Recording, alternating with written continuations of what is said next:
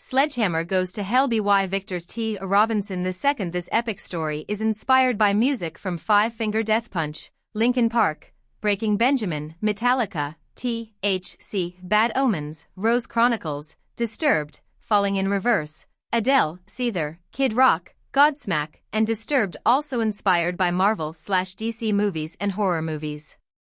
Opening song, The Chosen One by Recorines and Dropout Kings.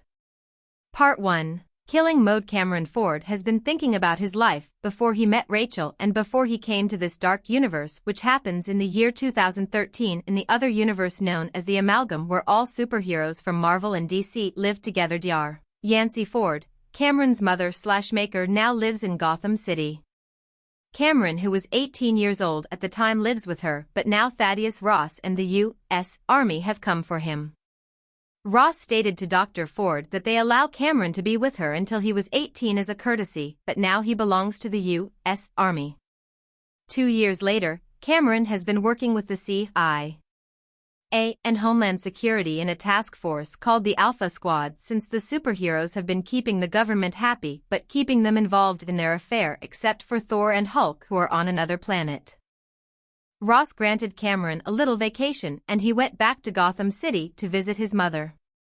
Cameron and his mother having dinner at Al's diner. Cameron tells her about his girlfriend in his life, Diana Prince aka Wonder Woman. He tells he is thinking about leaving the CIA to live a normal life with Diana, and his mother is happy to hear about that. While they are enjoying this quiet dinner outside the diner, a truck is parked in the middle of the street and armed men are charging the street. A green Porsche shows up, and it's the Joker and his girlfriend Harley Quinn. The truck drives into the bank across the street. The Joker's army is robbing the bank. The Batman shows up attacking the Joker's army with his Batmobile. Joker pulls out a rocket launcher and opens fire on the Batmobile and misses the show. The RPG goes into the diner, and while Cameron and his mother are having dinner, during the conversation the diner blows up. Batman is dispatching the Joker's army in the streets. The Joker and Harley fill up their car with bags of money and speed away from the scene. Batman goes to the destroyed diner looking for survivors. Commissioner Gordon and the police and firefighters show up. They find bodies all through the wreckage. Cameron wakes up buried under the debris. He finds his mother, who has been completely burned by the fire. Cameron breaks down and screams out "Mom," and he is holding his dead mother. Batman walks over and sees Cameron holding his mother. Batman knew Cameron and his mother, who was a scientist at Wayne Enterprises. The Joker is having a meeting his fellow colleagues, the Riddler, Two-Face, and the mayor of Gotham, Penguin, and he tells them that he and Harley will be leaving Gotham for a little while until the heat clears. Penguin says, "You know Batman will come looking for you." The Joker says, "Well, you will just have to deal with him, because me and my baby are going to Metropolis and get hitched, and we will not be interrupted or there will be hell to pay." 3 hours later, Diana Prince arrives at Yancey Ford's estate, where she finds Cameron sitting in a courtyard crying in front of a bonfire, and Diana walks over to Cameron and hugs and kisses him and says, "I am so sorry, baby." Cameron says, "I am so happy you are here, Diana." Diana and Cameron make love in front of a roaring fireplace. Somewhere in Saudi Arabia, a leader of a shadow CIA tactical operations unit called the Division Aka Project Cerberus, which is a part of a major secret government called Hydra. But in charge of the division is a man named William Rawlings aka Agent Orange, top secret CIA operative whose unit consists of Marines, Navy SEALs, Army Rangers and Air Force, used for covert missions against enemies to the U.S. But Rawlings has been using the unit as his private army to do what he sees fit. Rawlings was trained by General Thaddeus Thunderbolt Ross and was giving the green light to create this unit in 1993 during Kuwait. After 2 operatives figured out what type of missions they were doing for Rawlings and decided to leave, Frank Castle and Cameron Ford. Cameron was put in the unit by General Ross. Only few knew of his special abilities, but when Frank and his Marine unit was put on a suicide mission and members of his team was badly wounded. It was Ford that saved Castle and his men, including Billy Russo's Frank best friend. Ford would also find out that Rawlings was transporting coke and heroin inside the bodies of dead soldiers to fund these missions, which he found out the same day when he refused to follow Rawlings's orders to let Castle and company die. Ford would leave the division and Castle would follow, but he would end up attacking Rawlings and damaging his eye. Now Rawlings knows all about Cameron Ford aka the Sledgehammer and is aware of his abilities. Yancey Ford's death has put things in motion. General Ross had been protecting Cameron Ford aka the Sledgehammer's identity for years due to him being in a secret relationship with Yancey after his wife's death up till 3 months ago when he was elected to be Secretary of State, was tasked with hunting down Black Widow who had supposed betrayed the U.S. government by releasing covert secret files stolen from the SHIELD and Hydra and released them on the internet, which also had the Sledgehammer's secret identity, and Rawlings was shocked to find out that he had all that power under his nose. And now that Ross is embedded in the Secretary of State office and death of his mother Yancey is the perfect time to strike against Cameron, and who also they found out that leaked the information about the smuggled heroin and coke to the feds. But Rawlings was tipped off by a corrupt Fed a few months ago who was giving Cameron's name. Rawlings had left the division and would joined forces with Billy Russo to create a private military army which consists of ex-soldiers, but to take out the Sledgehammer decided to outsource the hit to a mutant mercenary unit called Fanatics, led by a former Marine, who turned monster hunter Drake Van Helsing due to being infected with both bites from the different factions vampires and werewolves. He became the first one to survive both bites. He became Hybrid, who as of late had been head-to-head with Blade the Daywalker. Next member Hardball, a mutant with a armored hide. Razorback, a man with the abilities to shoot razor quills from his back. Pulsar can emit bioelectric power blasts to shock or fry her victims to death, and a powerful vampire called Visigoth who has lived since the Roman Empire. Russo would pay them $5 million to take out the Sledgehammer and they agreed, and also Rawlings wants his blood, which contains millions of DNA of mutants and super beings, to create a super army to take over the world.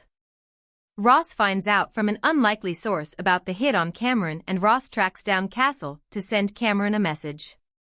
Castle shows up in Gotham at Yancey's funeral to give Cameron the message from Ross saying that he is no longer safe, and Rawlings knows that he told about the drugs to the feds and that he knows what he really is and what he was made for. Castle didn't care about Cameron's secret abilities or that he wasn't human. Castle thanks him for saving his life so he can be with his family. Castle couldn't believe that Rawlings was into illegal drugs and shipping it through the bodies of dead soldiers and using that money to fund the missions. Cameron tells him to forget all about this and just be with his family, and that's all that matters now. Castle says, "I wish I could do more for you, man." Cameron says, "We are square frank, you go take care of your family."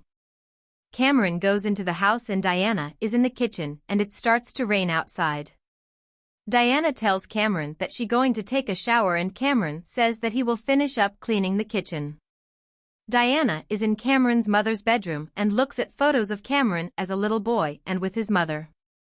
Diana sheds a tear and goes into the bathroom and turns on the water. Outside of the estate, 3 motorcycles shows up. It's Visigoth, Hardball and Razorback gets off their back and start making their way towards the house. Visigoth sees Diana through the bathroom window and tells Hardball and Razorback to take care of Cameron and he take care of the woman. Hardball and Razorback crashes through the door. Cameron springs to action and Hardball charges at Cameron and Cameron dodges him and throws Hardball into his mother's priceless china cabinet. Razorback is shooting his quills at Cameron and a group of them make contact with Cameron's face and his stomach. Diana wraps a towel around herself and she hears Cameron fighting downstairs and she goes for her clothes and she is attacked by Visigoth. Visigoth says the famous Amazonia, "I will make you my bride," and Diana says, "Not in your life." Diana throws punches and knocks Visigoth to the wall and she spears him through a wall. Diana grabs her bag and gets dressed and she is in her Wonder Woman's gear. Wonder Woman grabs her sword. Visigoth gets off the floor and pulls out his sword. Wonder Woman motions him to bring it. Visigoth runs towards her.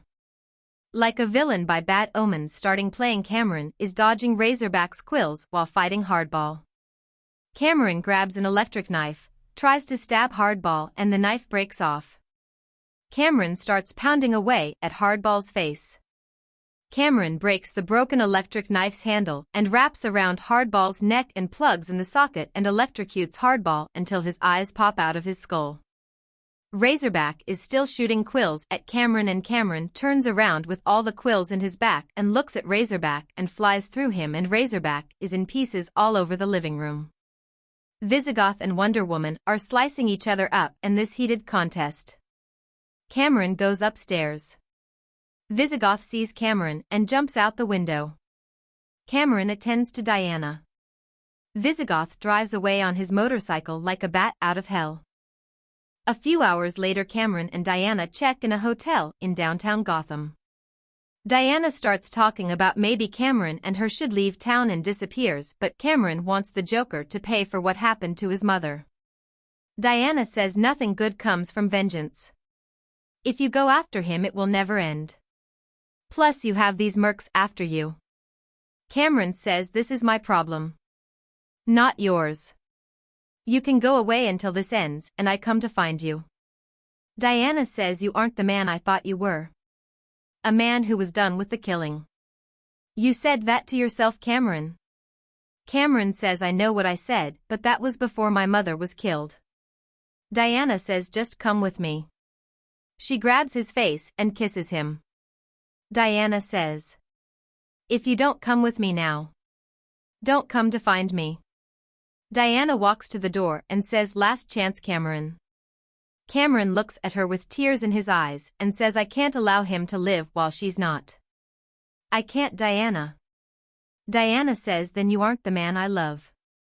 Diana walks out the door. Hybrid and Pulsar are at Yancey Ford's estate to confirm the death of their comrades. Hybrid has put a $1 million bounty on SledgeHammer's head, which makes him the most wanted man in Gotham.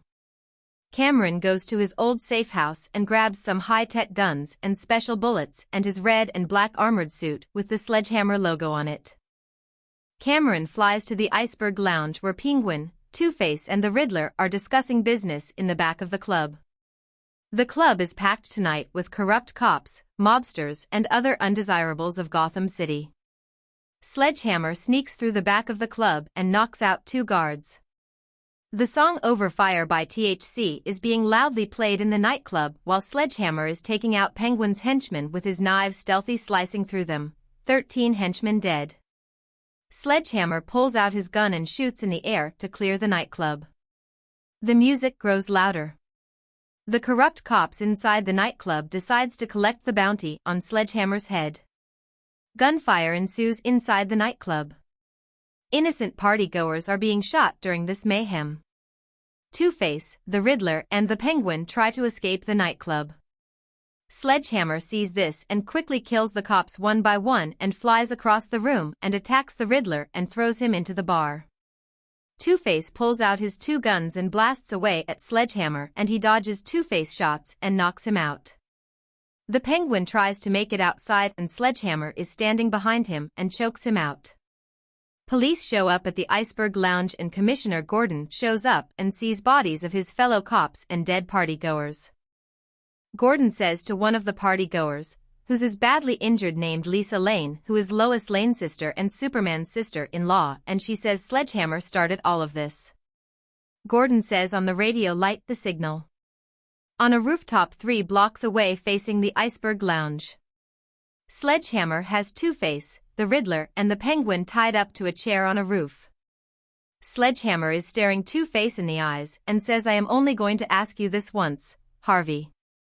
Where is Joker? Two-Face says I've been where you are. I was such a good guy up until I lost the love of my life, Rachel.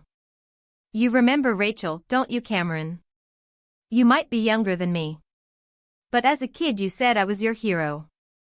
The hero of Gotham until I lost her, then I became who I am now. No weakness.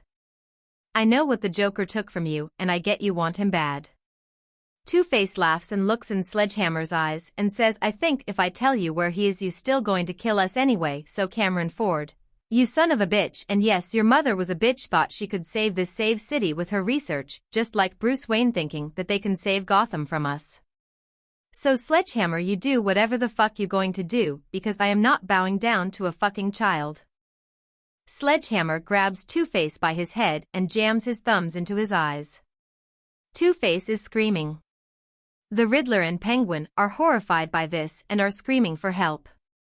Sledgehammer tears Two-Face in halves and says to Riddler and Penguin he is no longer Two-Face, he is now called Two Halves. Riddler starts to throw up and now covered in blood walks over to the Riddler and says, "Tell me where the Joker is and I'll let you live." The Riddler begins to tell Sledgehammer and the Penguin jams a knife he had hidden on him into the Riddler's throat. The Penguin says to the Riddler, "Sorry, old friend." Sledgehammer says, "Well, damn, no honor, huh, Penguin?" Penguin says, "If I tell you where he is, you let me live." Sledgehammer says, "Yeah." Penguin says the Joker and Harley Quinn and his small army are holding up 5325 Earnshaw Street in a house in Century City. Sledgehammer grabs Penguin by the throat and says, "If you are lying, I am coming back for you." Batman shows up and knocks Sledgehammer off of Penguin and takes off running. Batman says to Sledgehammer, "You have turned my city into a war zone." Sledgehammer says the Joker had already done that. He is to blame for all of this. Batman says, "You got a lot of innocents hurt when you shot up the Iceberg Lounge, including Lisa, Lois Lane, little sister, who will never walk again because of you." Sledgehammer says, "I didn't shoot at any innocent people, especially women, and how do you know it was my bullet?" Batman tosses the bullet to him and says, "It's yours with your symbol on it. And Superman is aware that this is your doing and he will be gunning for you. So let me bring you in." Sledgehammer says, "There is no bringing me in until I get the Joker, and for Superman, I settle up with him after." Batman says, "You have done enough damage. I am bringing you in before things get worse. I take care of the Joker." Sledgehammer says, "You always say that you will take care of him. You put him in Arkham many times and he always escapes and kills more people. If you would have killed him years ago, then my mother wouldn't be dead. Every one of your enemies are still breathing and wreaking havoc in your city, except Two-Face and the Riddler. I didn't kill him, but I caused his death. But I will kill the Joker and you will not stop me." Bruce pointed at him and says, "You are fucking hypocrite. You got the guy who killed your mother and father. How dare you deny me my vengeance?"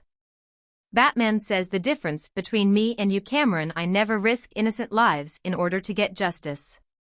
So call me what you want, but your reign of terror is over, Cameron." Wasteland playing by 10 years. Batman attacks Sledgehammer with his smoke bombs and spin kicks him in the face. Batman shoots his batarang at Sledgehammer and it hits him in the throat. Batman performs a combination of strikes on the Sledgehammer. Sledgehammer grabs Batman's leg and says, "My turn," and toss him through a wall. Sledgehammer rushes and punches Batman in the face and cracks his mask. Sledgehammer grabs his head and performs a knee-to-head combination to break open his mask. Batman tries to pull out his grappling gun and shoots it in the air and wraps the wire around Sledgehammer's neck and tries to choke out the Sledgehammer. Sledgehammer breaks the wire and elbows Batman in the stomach and performs the spine-buster move on him. Batman is now unconscious and Sledgehammer says, "You should have just walked away, Bruce. If I want you dead, you would be." Sledgehammer flies away.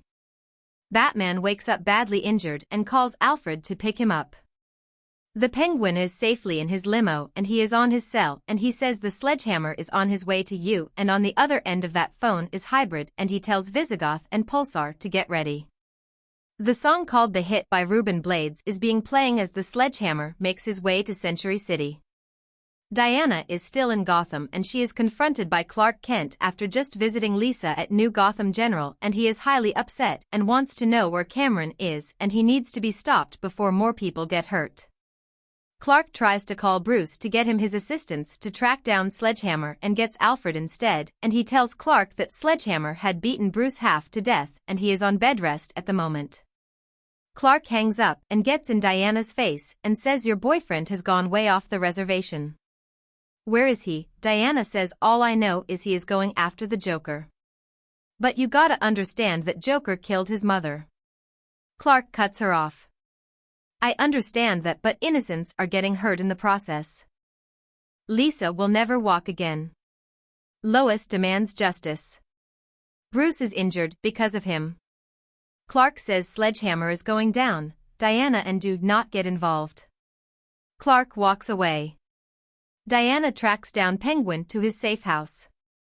Diana asks him where the Joker is and Penguin says to Diana that if she strips for him he will tell her whatever she wants. Diana pulls out her lasso and wraps it around Penguin and he spills everything. The hit by Ruben Blades plays again. SledgeHammer arrives at the address on busts down the door and he walks in and sees Hybrid, Visigoth and Pulsar and armed with assault rifles and they opened fire on SledgeHammer and the bullets go inside SledgeHammer's body and the bullets explodes causing big bullet holes and SledgeHammer falls to the floor and screams in pain. Pulsar gets SledgeHammer an injection and SledgeHammer falls asleep. A few hours later shows up to the address where SledgeHammer was last at and she sees a bloody scene and she cries. "Where did they take you, Cameron?" she says. Diana walks outside and she is confronted by a black man dressed in black tactical gear and wearing sunglasses carrying a sword asking Diana where Drake is. Diana asks the man who is he and he says I am Blade. Blade and Diana are sitting in a diner and she just told him the whole story and Diana drinking coffee asks Blade why are you after Drake. Blade says Hybrid Aka Drake Van Helsing killed his mentor Whistler's family years ago and recently just killed his allies the Night Stalkers with help from his crew and he has been hunting him ever since. Diana's cell rings and she answers it and then hangs up and she tells Blade that they took SledgeHammer to LexCorp in Metropolis which is owned by Lex Luthor. Diana and Blade get ready. SledgeHammer wakes up. He's strapped to a medical table and they got him on a muscle relaxer to keep him in place while they were taking his blood. Pulsar is standing over him and Cameron asks what are you doing to me and Pulsar says Rawlings says hello and is taking your blood. Drake walks into the room and says well SledgeHammer I bet you are wondering what the hell did we shoot you with and why do you hurt so bad? We use special bullets for special fuckers like yourself. Explosive armor-piercing rounds. They were really made to bring down the Hulk. As we know now it works. SledgeHammer says why didn't you just kill me? Drake says like Pulsar says Rawlings and your old buddy Russo hired us to drain you completely then we drag your half-dead ass to that crematory in the back and we going to roast your ass like a Thanksgiving turkey and nothing will be left of you but ashes. SledgeHammer says well shit Visigoth watching the cameras and just seeing Wonder Woman breaking into LexCorp. Visigoth says he will take care of it and Drake says no, me and Pulsar will. You stay here and watch SledgeHammer and Drake grabs his assault rifle and Pulsar follows him out the door. Visigoth says to SledgeHammer. Try anything I will rip out your fucking throat. Drake and Pulsar walk into LexCorp's lobby. Wonder Woman appears and says, where is Cameron? Pulsar says wow you came for your man Wonder Bitch. Drake says SledgeHammer belongs to us now. You should leave now before things get worse for you. Diana says it already has. Pulsar starts attacking Diana with her electric shockwaves and Diana dodging her attacks. The power goes out in the building and SledgeHammer's machine stops. Visigoth is looking at the security feed at the same time it goes out giving SledgeHammer a few minutes to escape off the table. Drake says which members of Justice League did you bring with you? Now it couldn't be Batman, he is all fucked up. It can't be Superman because he got a bone to pick SledgeHammer and it ain't the Flash because he is a fucking kid and Aquaman is too busy fucking fishes so who is back there? Diana yells your worst fucking nightmare.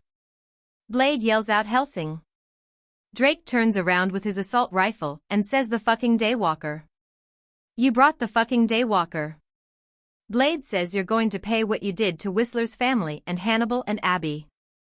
Drake says you know if it wasn't for me killing his family, you wouldn't be who you are. You should be thanking me. Blade says I will be thanking you after I take your fucking head off. Drake and Blade start shooting at each other. Drake's bullets start blowing up objects around Blade and Drake says well this is a good night for this. Pulsar and Diana destroy the LexCorp building with their fight. Song Eye Against Eye by Massive Attack starts playing. Visigoth finds Sledgehammer has escaped and Sledgehammer attacks Visigoth from behind, but he is not at his full strength and Visigoth laughs and says, "Not so tough now." Visigoth picks him up and throws him through a glass door. Drake is reloading his assault rifle and cocks it and Blade comes from behind and knocks it out of his hand and double spin kicks him through a glass wall and Blade pulls out his sword and begins slicing up Drake. Pulsar is getting weak using all her electric power on Wonder Woman with no success. Pulsar says, "I have to kill you with my bare fucking hands," and she rushes Diana and Wonder Woman quickly dodges her attacks and she throws a right punch which becomes an instant death for her by way of breaking her neck. Visigoth picks up Sledgehammer and says, "I did tell you if you move I would rip your throat out," and Visigoth bites into Sledgehammer's neck ripping flesh from him and began draining his blood, but immediately gets sick and Visigoth pushes Sledgehammer away and began coughing up the blood which became greenish looking and Visigoth looks at Sledgehammer and says, "What the fuck are you?" Sledgehammer wounds start healing. Blade stabs Drake in the chest with the sword as Wonder Woman looks on and Blade is confused and says, "Why aren't you Ash?" and Drake pulls out the sword and says, "Your Night Stalkers had that same look. You all have been hunting me, and you keep forgetting that I am a hybrid of vampire and wolf, so Blade, it's going to take more than that to kill me. Daywalker, you want to see something scary?" and Blade grabs his sword and Drake transforms into a werewolf in front of him. Blade looks at Wonder Woman and says, "I know vampires, I don't know shit about werewolves." Wonder Woman pulls out her sword and shield and says, "We will find out together." Popular Monster by Falling in Reverse starts playing loudly. Sledgehammer is fully healed and starts attacking Visigoth. Visigoth is foaming out of his mouth with Sledgehammer's blood having poisoned him. Sledgehammer slams Visigoth against the wall and starts bashing his face in and tosses him in front of the cremation oven. Sledgehammer rushes Visigoth and Visigoth dodges his attacks and clotheslines him to the floor and Visigoth opens the oven. Sledgehammer kips up off the floor. Sledgehammer starts throwing punches and Visigoth grabs Sledgehammer by the arm and throws him in the oven. Visigoth sighs in relief. Drake has given Wonder Woman and Blade one hell of a fight. Drake has Blade by the throat and Wonder Woman stabs Drake in the back and he knocks Wonder Woman out. Visigoth starts feeling better and starts walking away from the oven and Sledgehammer breaks the glass and grabs Visigoth from the fire and Visigoth sees Sledgehammer and the fire has not touched Sledgehammer and Visigoth begins to burn and Sledgehammer says, "Forgot to tell you I am fireproof, too bad you're not." The flames turn Visigoth to dust and Sledgehammer crawls out of the oven and says he is craving barbecue. Sledgehammer makes his way towards the lobby and he sees Blade about to get his head ripped off and Diana is unconscious and Sledgehammer sees Drake's rifle with special bullets and Sledgehammer calls out Drake and Drake sees Sledgehammer holding his rifle and he drops Blade. Sledgehammer says, "Special bullets for a special fucker," and Sledgehammer opens fire on Drake and the bullets go into him and it blows him to pieces. Song ends. Blade says, "Goddamn, I will stick to killing motherfucking suckheads." Sledgehammer drops the rifle and walks over to Diana and Diana wakes up and says, "It's good to see your face." "Where is Drake?" Sledgehammer says, "All over the place."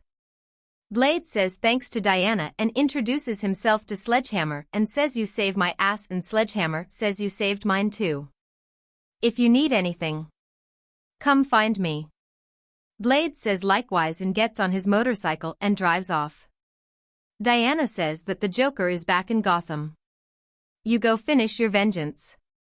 Cameron says, "I thought you didn't want me to pursue this." Diana says, "I shouldn't have let you handle this alone and I shouldn't gave you an ultimatum." Sledgehammer kisses Diana.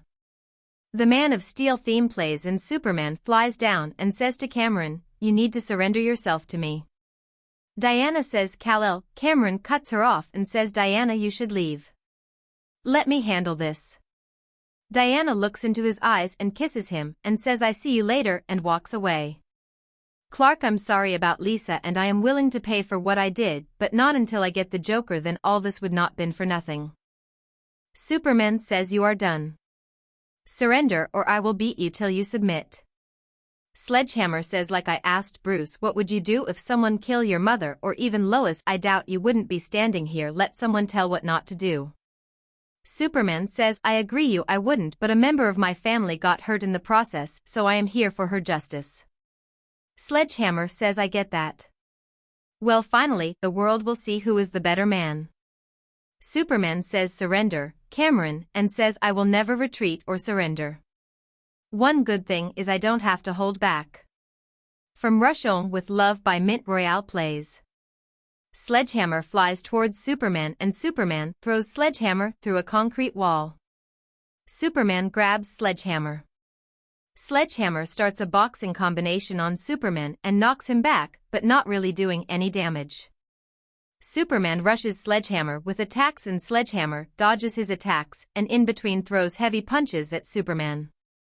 Superman grabs his arm and tosses him to the ground over and over again. Superman says, "Have you had enough yet?" SledgeHammer says that ain't shit to me and gets off the floor in a martial arts stance. Superman had an annoyed look on his face and said it's only going to get worse for you, Cameron.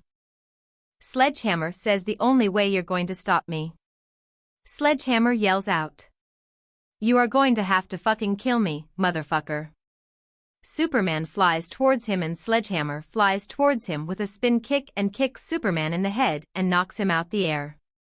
SledgeHammer runs at Superman with a fury of punches and kicks. Superman grabs SledgeHammer's arm and breaks it and SledgeHammer goes for a kick and Superman breaks his leg. SledgeHammer laughs and says, "Is that all you got?" Superman stands in front of SledgeHammer and starts his combination of punches on him and SledgeHammer starts bleeding and drops to his knees. Superman goes for a final blow and Superman starts getting weak and he notices that it is SledgeHammer's blood that is making him sick. Superman says, "You have kryptonite in your blood." Superman back away and SledgeHammer's arm and leg starts to get back to normal. SledgeHammer gets up off his knees and says, "I guess that I was always meant to take you on." SledgeHammer drips his blood on his hands and flies to Superman with a punch and starts bashing Superman's face. Superman pushes him away. SledgeHammer flies outside the building and Superman follows him and LexCorp building collapses and SledgeHammer says, "Just let me walk away, Clark." Superman says, "I can't allow you to." SledgeHammer says, "You brought this on yourself." The song Blood Brothers by Papa Roach is playing. SledgeHammer is in a stance and Superman rushes him and SledgeHammer countering Superman's attacks. The fight is taking place in the streets of Century City. The music gets louder. The fight is being broadcast on the news. SledgeHammer opens up his veins with broken glass. SledgeHammer says, "Welcome to the street fight. Lois, Bruce, and the world watching." Superman flies at SledgeHammer and SledgeHammer dodges and performs a boxing combination on him. Superman begins to bleed out of his head. Superman is stunned. SledgeHammer performs a MMA takedown on Superman. SledgeHammer has Superman's arm in an armbar and tries to break it and Superman uses his laser eyes and shoots at SledgeHammer's face and knocks him off. Superman gets back on his feet. SledgeHammer's face is half gone and it's starting to heal back. SledgeHammer flies to Superman with a spin kick combination, double punch to the face. Superman has never been in a fight like this before. Superman is getting his full strength back and Superman dodges SledgeHammer's attacks and grabs him and throws him through a tree. SledgeHammer is bleeding badly due to a piece of a tree sticking out of him. SledgeHammer feels that Superman is behind him. Superman say, "You have lost the fight, Cameron. It's time to face your judgment," and SledgeHammer says, "Bullshit." SledgeHammer pulls the piece of the tree from his stomach and Superman grabs SledgeHammer and SledgeHammer stabs Superman with his bloody stick in his abdomen and says to Superman, "You should have walked away, but you had to be the motherfucking hero. Look at you now, Clark. All fucked up. Goddamn you for what you made me do." Police are arriving at the scene. SledgeHammer flies away. Digital Versicolor by Glass Candy starts playing loudly. 9 hours later, freshly married Joker and Harley Quinn are at the nightclub called La Gatita Amable in Gotham. Joker is well aware of the SledgeHammer's reign of terror and has paid his fellow Gotham allies loads of money to have his back against the SledgeHammer. Cops, agents of S.H.I.E.L.D. and other agencies are on the lookout for SledgeHammer as well. Superman is in intensive care in an unsolicited location. SledgeHammer is dressed in Harley-Davidson leather jacket, wearing sunglasses, sneaks through the back entrance, which is heavily grounded by 6 of Joker's henchmen, rushes them with a fury of punches and beat them to death. Slowly walks around the club. The club is flashing red and green lights. SledgeHammer sees Joker and Harley Quinn kissing, and Joker has left the table and walks to the restroom. A couple of henchmen follow the Joker. SledgeHammer starts walking towards him. A group of henchmen slowly try to surround SledgeHammer, and they pulls out their knives, and SledgeHammer thinks back to what Bruce Wayne and Clark Kent said about not hurting innocents. SledgeHammer makes sure there are no innocent bystanders around him. But he realizes the club is full of Gotham's most wanted. SledgeHammer dispatches the henchmen quick and fast. SledgeHammer kills the henchman in front of the restroom. Agents of S.H.I.E.L.D. shows up at the La Gatita Amable after hearing from an informant that SledgeHammer is inside the nightclub. SledgeHammer enters the restroom. The Joker is inhaling coke and he sees SledgeHammer in the mirror. Digital versicolor glass candy is getting louder. Joker says, "I hear you've been looking for me, SledgeHammer." Joker turns around and walks towards him laughing. Joker says, "I never heard of you before tonight. But I heard that I killed your mother, but really I killed a lot of mothers, fathers, husbands and wives." SledgeHammer is looking all angry and calm at the same time and says, "Batman should have killed you years ago." Joker says, "Kid, I can see you and Batman are quite different, and kid, I got to say I love your vibe." SledgeHammer walks closely to Joker and says, "I want to fucking kill you so fucking bad, but I just don't know how to. It's like having a hot piece of ass you've been wanting to fuck all day and you finally get to fuck her, but there is so much you want to do her to enjoy it." Joker pulls out his silver machine gun out of his holster and tries to unload on SledgeHammer. SledgeHammer dodges the bullets and grabs Joker's arm and breaks it and snaps it all the way off his body. Joker is screaming and SledgeHammer picks him by the neck and throws him into the restroom's mirror. SledgeHammer picks him up again and throws him through the restroom's door. Joker is bleeding all over the floor. Everyone is running out the nightclub. Henchman tries to approach SledgeHammer, but when they see what he's doing to the Joker, they decided to say fuck that and they flee. SledgeHammer uses the door to beat the hell out of him. SledgeHammer drops the door. Joker's eye had popped out of head. SledgeHammer gets on his knees and grabs Joker's head and looks at him and says, "Look at me, Joker. I want you to laugh for me, motherfucker. Laugh for me. Come on, laugh for me." Joker weakly laughs and says, "Look how far you have fallen, SledgeHammer," and laughs. SledgeHammer starts bashing Joker's head with his fists until there is no head. SledgeHammer gets up and sees Harley Quinn still sitting at table and she witnesses Joker's murder by him. SledgeHammer looks at Harley and he realizes that in this moment that he was a bad guy. Agents of S.H.I.E.L.D. surrounding the building. Captain America leads the charge and SledgeHammer walks out the nightclub all covered in blood. SledgeHammer says, "I surrender," and gets to his knees. Cameron Ford aka SledgeHammer has been sent to San Tiburon Prison, is a prison for inmates with superpowers. All equipped with 24 power inhibitors and shock collars. Cameron breezes through the intake and follows the rules. Cameron is being roomed with Gordon Tweedy aka the conductor, who's only been there for 2 years but knows the entire prison in and out. Cameron is sentenced to life due to all his actions to Superman, Two-Face and the Joker and numerous henchmen. All inmates see Cameron as the only man to hurt Superman, so taking out Cameron would be good for their reputation. 3 months later, Bow Down playing by I Prevail as Cameron makes his way across the prison. Cameron had to fight like hell against the other inmates who tried to kill him. Flashes of all the inmates Cameron had to fight and kill. Cameron might not have his powers, but he is the top most dangerous prisoner because of his set of skills. Music stop. Senator Ross is visiting him and tells Cameron that he tried to get him released on special circumstances, but keeping him locked up to prevent the fallout from Superman. Cameron says, "I deserve to be here in this place. I did a lot of bad things to bad people, but the way I did proved that I am no hero and I am no villain. I am just me. SledgeHammer is feeling lightheaded and becomes blurry, and he closes his eyes and opens his eyes. He sees flesh in chains and Rachel, his wife's skin and bones, on the floor in a pool of her blood. Valor is standing over him saying, "You thought you were untouchable, unbeatable. I would have killed earlier if it was for your wife killing my beautiful wife, and now you and I are in the same boat. I could kill you here and now. But I think this will kill you slowly. But if you come looking for revenge, I will be waiting for you, Cameron Ford." Valor walks out the door. Cameron black out. Cameron is in a dark room with Frank Castle, aka the Punisher, stilling in front him. End of Part 1.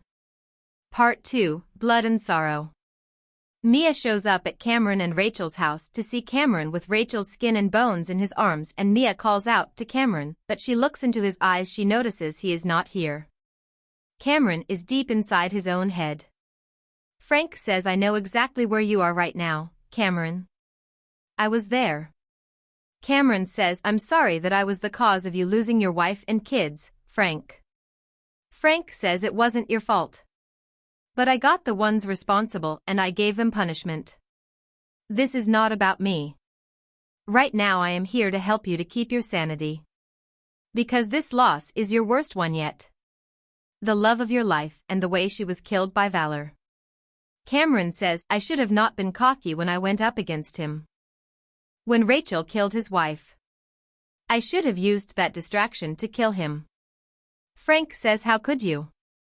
You were badly hurt like you are now. Valor did a lot of damage to you. You can't change the past, but you can take charge of your future." Cameron says, "I want Valor." Frank says, "I know you want him. But in order to take him on, you got to be your absolute best. Because if you fail this time, it will be your last dance. So I suggest you train yourself harder than you ever have before.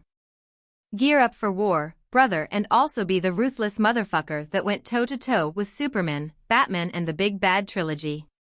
You weren't soft when you went to Santabarone. You fought every day you were there. Rachel was your rock. But brother, you got soft, but I know why you did want her to know that side of you, and I get that." Cameron says and cries, "She made me want to be a better man, but now in order to kill Valor, I got to go to that dark place and bring out my demon."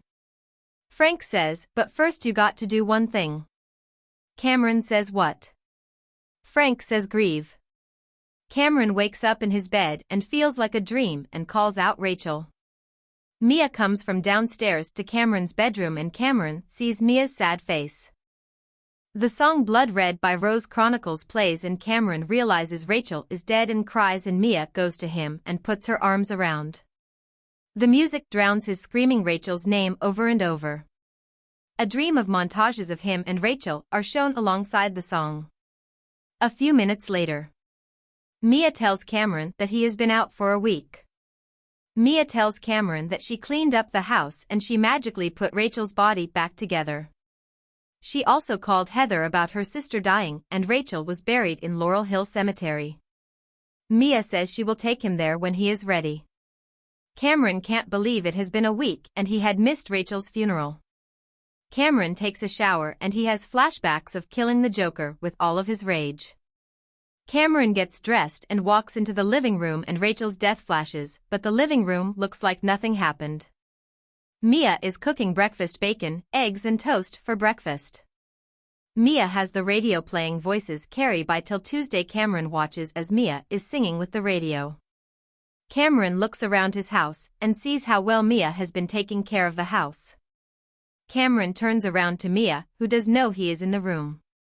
She is singing her heart out and crying.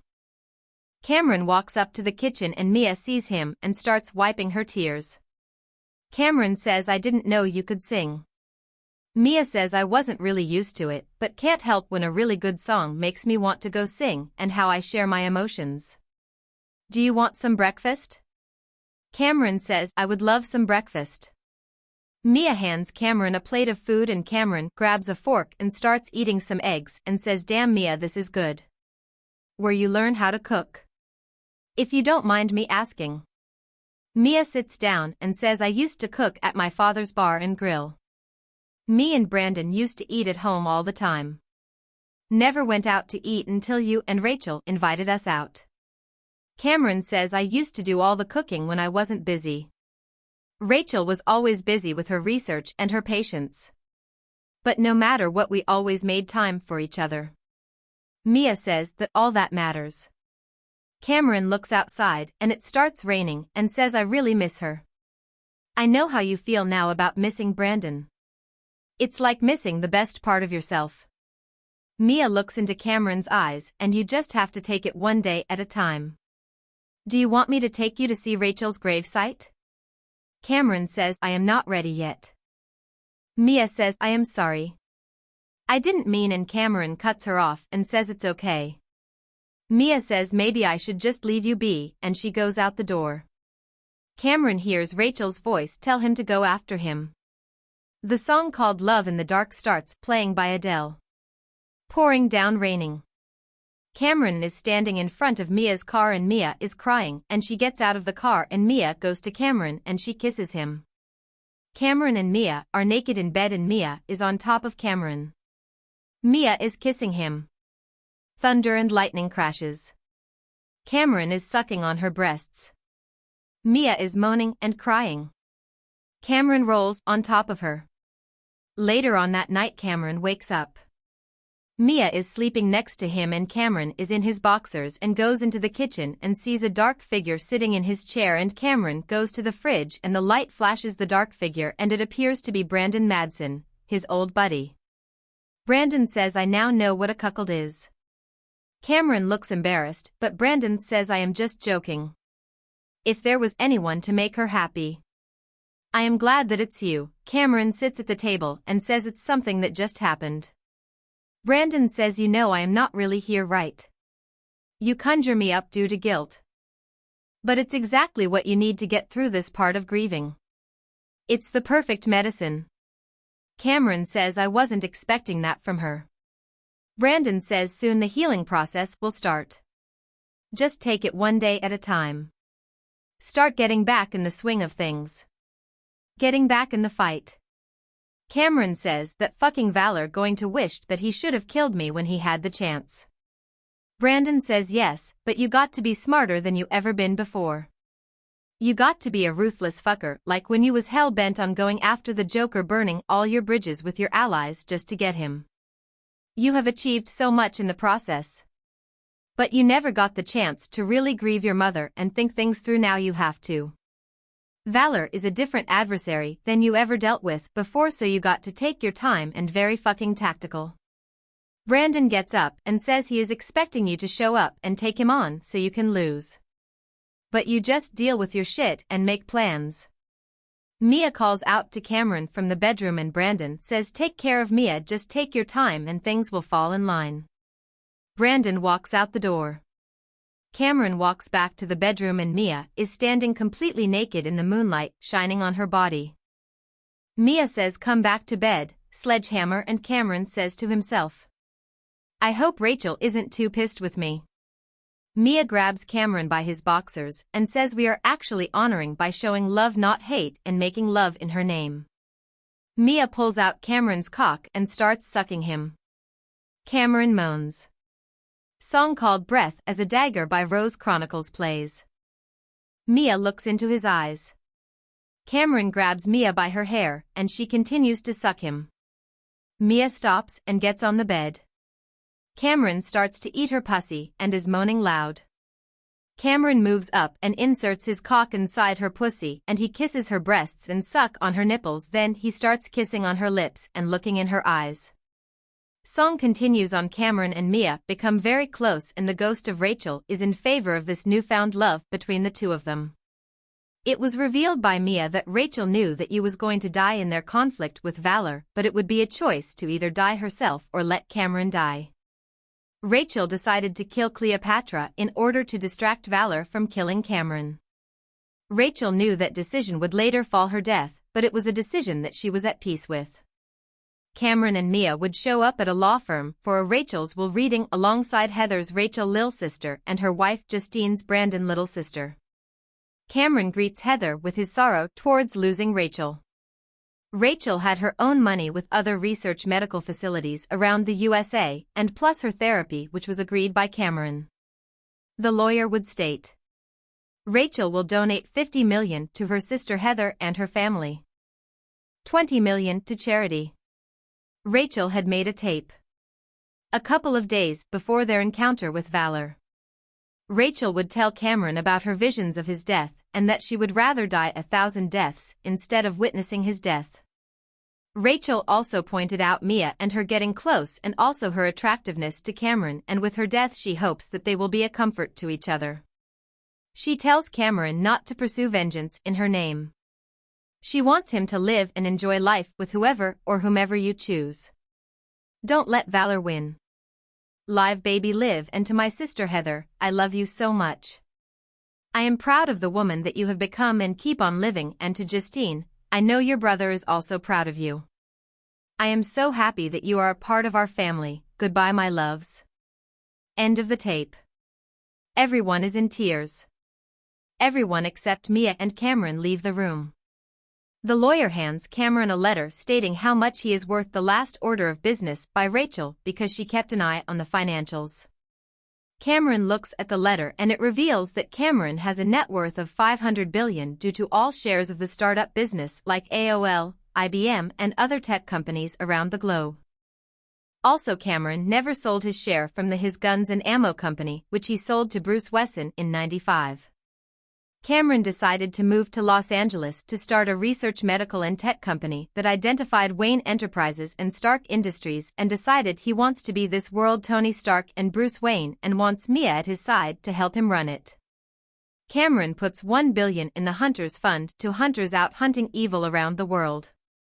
For years later, aka 2005, Cameron and Mia company called B&R Enterprise, Medical Research, Cybertech Technology, and work hand-to-hand with the military, making advancing weapons that Cameron thought was necessary against the monsters the world doesn't know about in the world and beyond. Cameron and Mia walking into B&R Enterprises for a red carpet event. The song called Unholy by Sam Smith is playing. Cameron and Mia have been married for about a year. It's been 3 years of making changes in the world by creating new jobs in the field of medicine using his blood without the mutant DNA to be used to cure cancer and other incurable diseases and viruses. Mia was attending business school to get an understanding to run the company. Cameron and Mia still support the hunters around the world by giving them the most advanced weaponry to help the fight. Even though Cameron has been successful as a CEO, Cameron misses hunting down monsters, so Cameron and Mia, dressed in their advanced superhero suit, would go after the occasional monster of the week that terrorizes a small town. Cameron is always training himself for the ultimate fight between him and Valor for the last 3 years and has created special explosive armored pierced bullets and modified Brandon's old automatically laser-sighted .45 and special made SledgeHammer's suit armored with a uranium armor and uranium sledgehammer and hatchet. Cameron has even created a special serum to enhance his abilities and to bring out the other abilities. Cameron had even tracked down Raphael's sister Jophiel a year before he got married to Mia to find out a way to go to hell. Jophiel gave him 3 ways. The first way, to conjure up the devil and ask him to take you to hell. Second way, open a gateway using the blood of an innocent. The third way, to open the lament configuration, aka the puzzle box, to summon the Cenobites and they will come for you, and opens the gateway to hell, and good luck to what happens next. Cameron would not pursue this at all. Things are going so well with Mia and decides to continue with the relationship and leave the revenge plan alone. Also, he promised Rachel that he would leave it alone. Cameron would get a call from his competition, Charles Bishop Wayland, who wanted to have dinner with him and his wife to discuss a collaboration. Cameron shows up in a blue tuxedo with a bow tie and Mia is wearing a red and black silk dress, and they are having dinner with Wayland and his wife Ellen at a restaurant called the Mother Wolf. The dinner is going well. Wayland and Cameron step put on the balcony to smoke Cuban cigars. Wayland says I admire you and what you have accomplished, and I have financed an expedition to Antarctica to check an uncovered pyramid, and still you are amongst the smartest in the world. I would love for you to accompany me there. Cameron smokes his cigar and says I have never been to Antarctica before. When do we leave? And Wayland says in a few days. Mia and Ellen are in the restroom, and Ellen says to Mia while pondering her nose and says, how far along are you? And Mia says, how do you know? And Ellen says, a mother always knows. Cameron and Mia arrive home. Mia is very curious about what he and Wayland talk about. Cameron tells Mia about the expedition to Antarctica, and Mia tells him he should go because that might be the last time he might ever go on vacation again. Cameron says why, and Mia says she's pregnant. Cameron kisses Mia and says I love you so much right now. 2 days later, Cameron arrives in Antarctica alongside Wayland, his mercenaries, archaeologists, linguists, and a mountaineering guide named Lex Woods. Cameron even brought one of his weaponized suits just in case. Cameron looks and walks around the area. An hour later, Cameron is standing in a hallway looking at the ancient symbols on the wall. A loud pop comes out of nowhere and the pyramid starts shifting.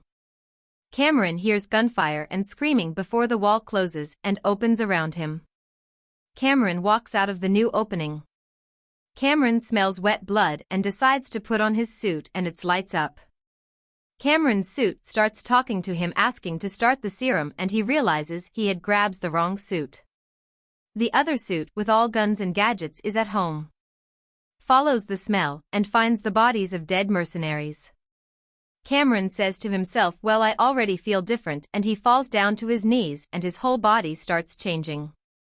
Cameron looks ahead of him and he sees a group of xenomorphs coming at him from the darkness, and Cameron get ready and Wolverine's claws come out of his hands, and Cameron says, well, this is a huge upgrade. The song called Down with the Sickness by Disturbed is playing. Cameron runs at the xenomorphs. One xenomorph, he slices the front of its head off. Second xenomorph gets sliced in half. Third xenomorph, he slams into a wall and crushes its skull. Fourth xenomorph, he rips out its second mouth and acid gets sprayed all over Cameron, and the acid doesn't do anything. Fifth xenomorph gets a spin kick to its head and crushes its skull with his right foot. Cameron is surrounded by dead xenomorphs and he looks up and there are 2 predators standing in front of him.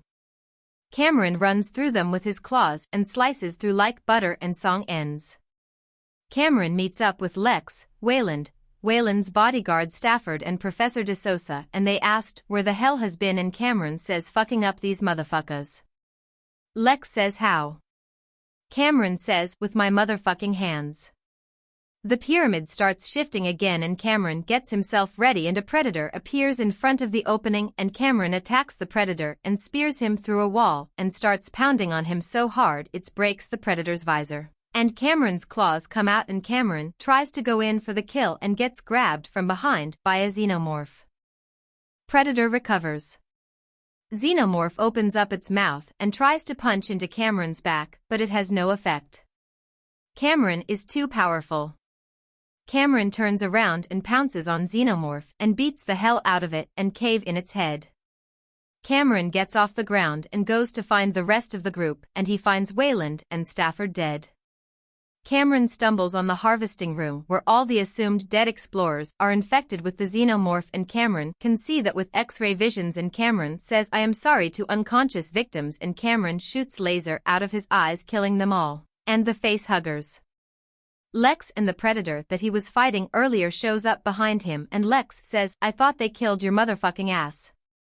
Cameron looks at the predator and Lex and says I guess you made a friend. The predator tries to come at Cameron and Lex steps in between them and says whatever is going on between you two is going to have to wait until we get to the surface. Cameron says I can't allow these things to get to the surface, and Lex says what the hell are you going to do, kill all of them? And Cameron says yes, that what the fuck I am going to do.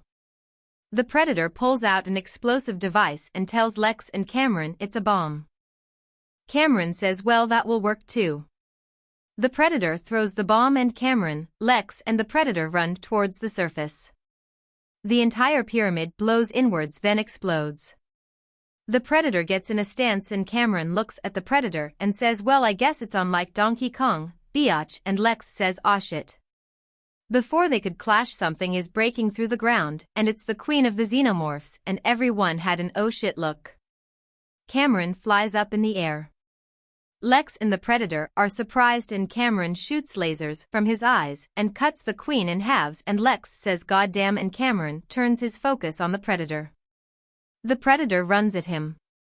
Cameron's claws goes through the predator's chest and Cameron says to Lex, he was infected with one of those creatures inside of his chest. So think of this as a mercy killing. A chestburster falls out its chest. It's revealed that a predator's ship has been watching them the whole time and Cameron is ready for a fight, but he realizes they came for their dead. They fly away. Lex says they could have us a ride home and Cameron says I can fly you home. Lex says literally fly me home or a jet, and Cameron says either or. A few days later, Cameron returns home. Cameron walks into a surprise dinner and Mia is wearing black velvet dress. Mia hugs Cameron and kisses him and Mia asks Cameron how was the trip and Cameron says it was just what I needed, but I will tell you what happened tomorrow in full detail. I just want to enjoy you and this fine meal. Mia says there are things that happened while you were gone, but we will discuss it tomorrow. Let's enjoy tonight.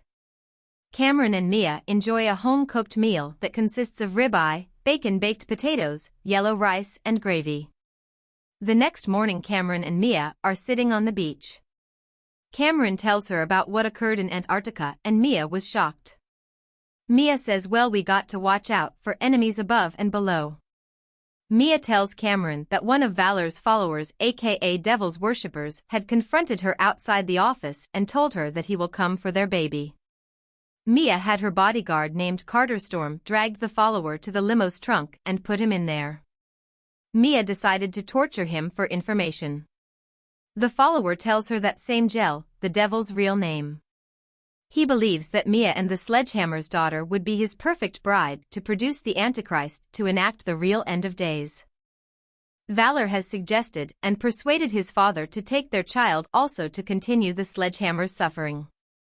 They have a plan to invade their lives via new doctors, new friends, and cause conflicts between the two of them and maybe kill one of the parents, mainly the mother, forcing a new love interest for the father.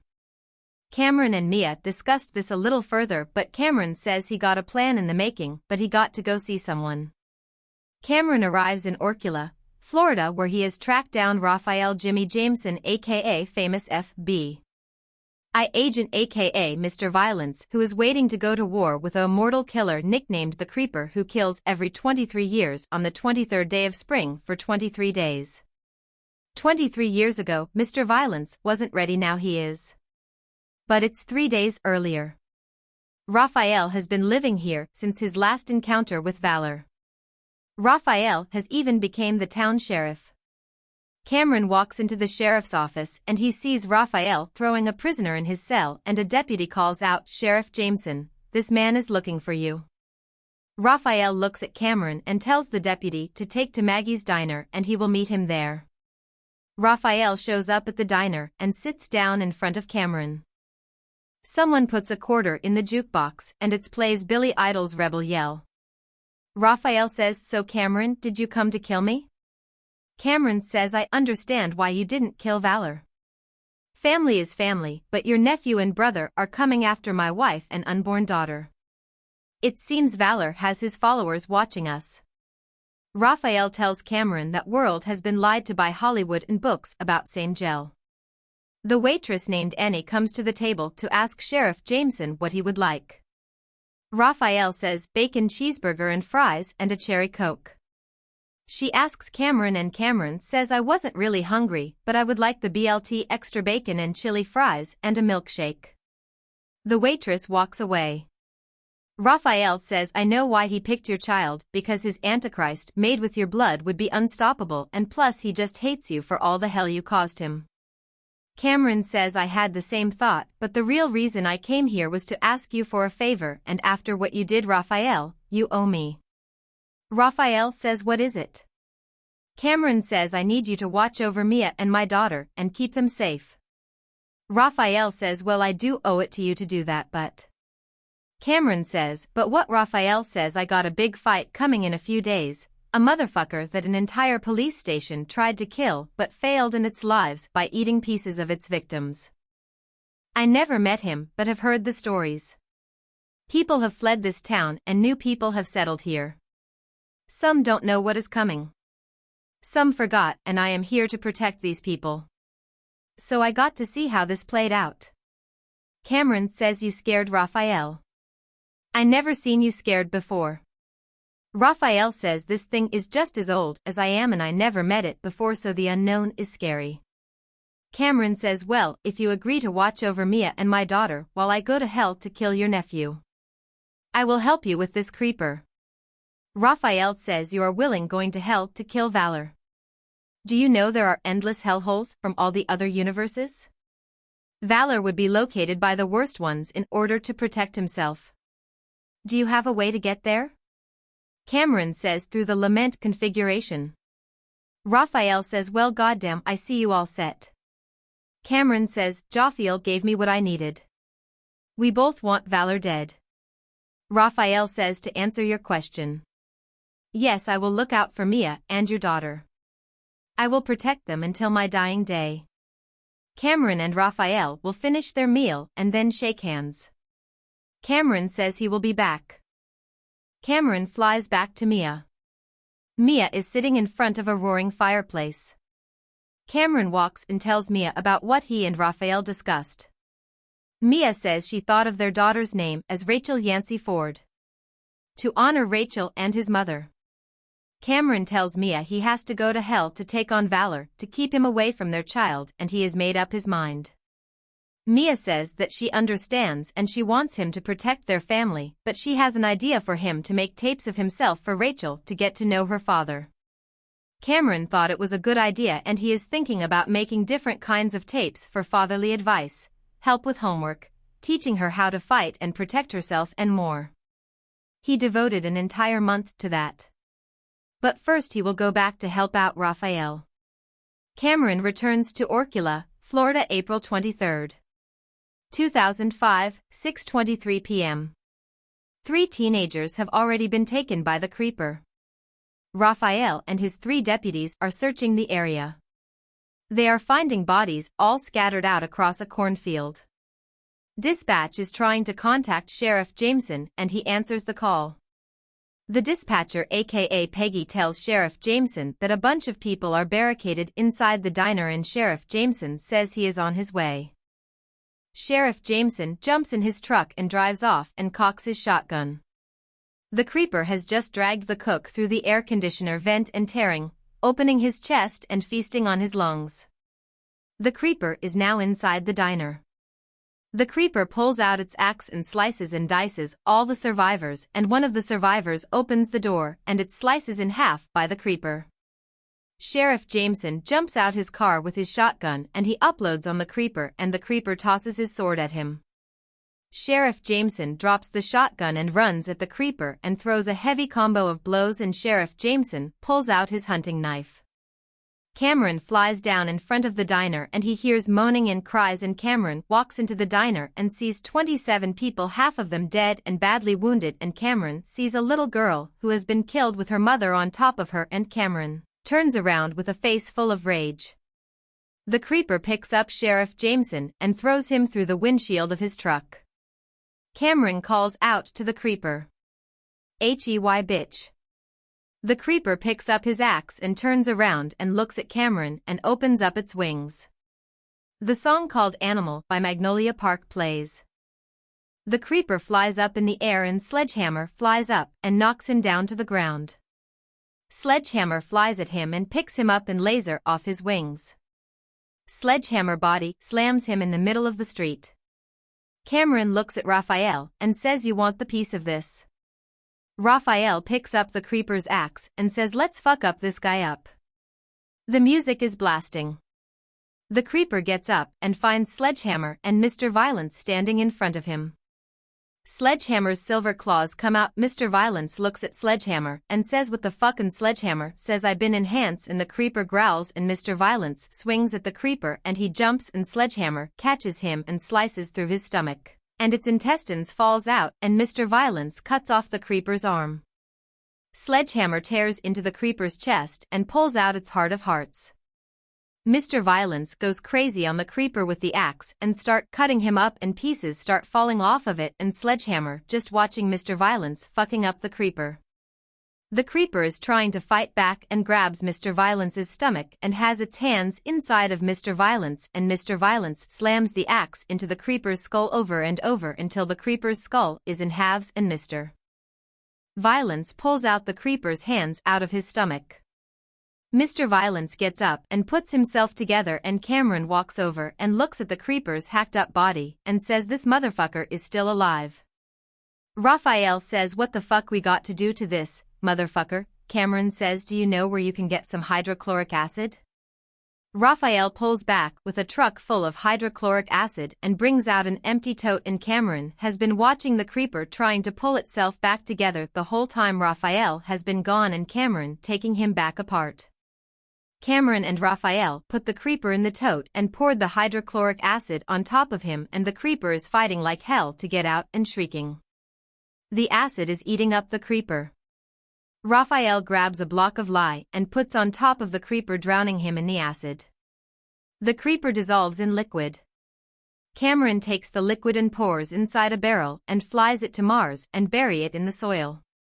As Cameron looks around Mars, he realizes he has used Mars as his own personal graveyard for the unkillables he has encountered in his past. Raphael, his deputies and emergency personnel get medical attention to the survivors. The ones wounded survived. A few hours later, Cameron and Raphael are drinking beer on his porch looking at the full moon. Cameron says, "You know, if you would have my back on taking out Valor, I would have your back when your brother came around." Raphael says, "I never would have put that burden on you." Cameron says, "It wouldn't be." Raphael says, "I will watch over and protect your family until my dying day." Cameron and Raphael shake hands and finish their beers. Cameron flies away. Mia is drinking orange juice as Cameron arrives. Mia says, "How did it go, baby?" Cameron says, "It could have been better." Cameron kisses Mia and opens her robe and she is completely naked and says, "You've been waiting for me." Mia whispers, "Yes, my Cameron," and kisses him and says, "I know you got everything planned out." Cameron says it's going to take at least a month to make those videotapes for our Rachel. Mia says, "At least we have a month before your journey," and Cameron puts his face in her breasts and begins sucking her nipples. The song called Breath is a dagger played by Rose Chronicles. Cameron picks up Mia, takes her to their bedroom and he puts her on the bed and he starts to kiss her clit and sucking on it. Kisses her thighs and her stomach. Cameron and Mia would make love for hours. The song continues. A montage of various ways they spend their days together while Cameron finishes making videotapes for Rachel. He spends 28 days a tape for each day, so Rachel will have a lot of advice and training videos from him. Cameron had also decided to make a new suit with technology from the predator he killed before and different gadgets alongside with his custom-made explosive armored pierced bullets and guns. Cameron will also leave his Sledgehammer's suits to his wife and create a suit for his daughter Rachel when she is ready for one. A couple of special tapes for Mia. The song ends. Cameron leaves a note inside Rachel's suit and it says how he loves her even though he will never meet her and tells her, "You are the sledgehammer now, baby." On the wall above the suit is a uranium axe/sledgehammer for Rachel only. Cameron spends a final night on Earth with Mia at Perch Restaurant. Cameron and Mia are enjoying a fine meal, followed by a walk on the beach discussing all they have accomplished together, and they would watch the sunset and make love on the beach. 6 hours later. Cameron is standing naked over Mia while she sleeps. Cameron narrates, "The last goodbye. Leaving this beautiful one alone to raise our Rachel is something I will never get over. But doing this will protect them. Raphael got it from here. It's time for me to get ready. Cameron gets into the hot shower and walks into his war room where all his suits and weapons are but the new suit which is hooked up to the wall. Red, black, silver with the Punisher, Batman and Harley-Davidson logos on it. Made out of uranium and pieces of materials from Mars and Jupiter. The Predator technology runs the suit. Song Sinner's Prayer is played by Sully Erna as Cameron puts on his suit which is labeled Infinite Man Suit. Cameron narrates that I am no longer considered a man. I have never been anything in the old world. I never really had a purpose until I came to this dark universe. I met some wonderful people and fell in love, and now I have my first and only child I ever had to be born in the future. I will make sure that happens. I will all those that come in my path. I trained myself in different style of combat, warfare, defense, and tactics. I have a purpose. Continues to narrates as loads up his new custom suit ammo, explosives and knives and a uranium sword. With a newfound magic was able to create an infinite storage space for weapons inside his suit. Cameron continues narrating, and my purpose is to bring punishment and justice to Valor and his father. Same gel gets in my way, I planned for that as well. Cameron is fully dressed, walks over to the bed and kisses Mia on the head and leaves a note by her side of the bed. Cameron calls Raphael and tells it's time. The music gets loud as Cameron gets on his red and black motorcycle and rides through the sunrise to San Francisco and walks into his and Rachel's old home. Cameron narrates while he puts on a modified version of Predator mask which is red and black. Pulls out the lament configuration as he opens it. I am no longer the Sledgehammer. I am something more. I am the infinite fucking man. I am not going to use my toys, these fucks. I am going to use my skills and powers. Lament configuration is open and 7 cenobites. 1. Chatterer, 2. Butterball, 3. The Hell Priest, 4. Merkova, 5. Angelique, 6. Deep Throat and lastly the Engineer surround Cameron. The Engineer says you called on us for vengeance. How sweet. Your pain is our pleasure. Chains shoots out at Cameron and he uses his newfound magnetism power to turn the hook chains on Deep Throat. The Engineer says what the fresh hell is this? Bodies by Drowning Pools starts playing. Cameron's claws come out and he goes for the Clatterer and he slices into the Clatterer and kicks its head off its shoulders. Then he charges Butterball against the wall and slices and dices him up and rips out his intestines and strangles him with them. Merkova and Angelique try to lure and seduce him and Cameron smiles and uses the plasma caster, blows off both of their heads. The Hell Priest is angry and sends more hook chains at Cameron and Cameron flies towards the Hell Priest and says hook chains is all you can do, then buddy you are fucked, and Cameron jams and claws in Hell Priest's back and pulls out his spine. Music stops. Cameron turns around and the Engineer is laughing. Cameron says what is so fucking funny?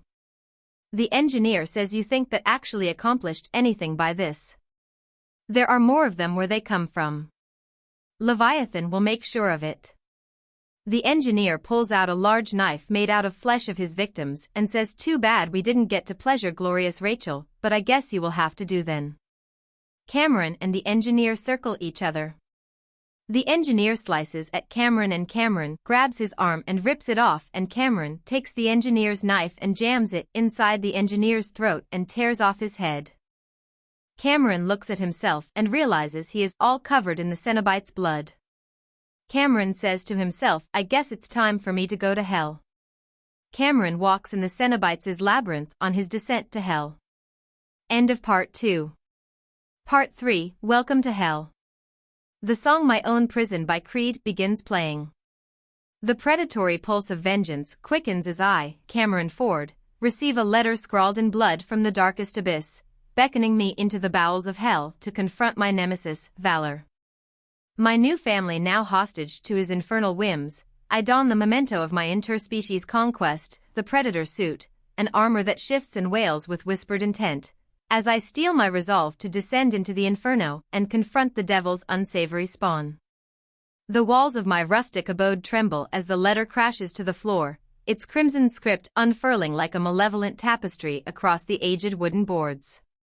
Each word, each drop of crimson life, sings with an intensity that reverberates through my very soul, igniting a primal hunger for retribution that no amount of time nor space can quench.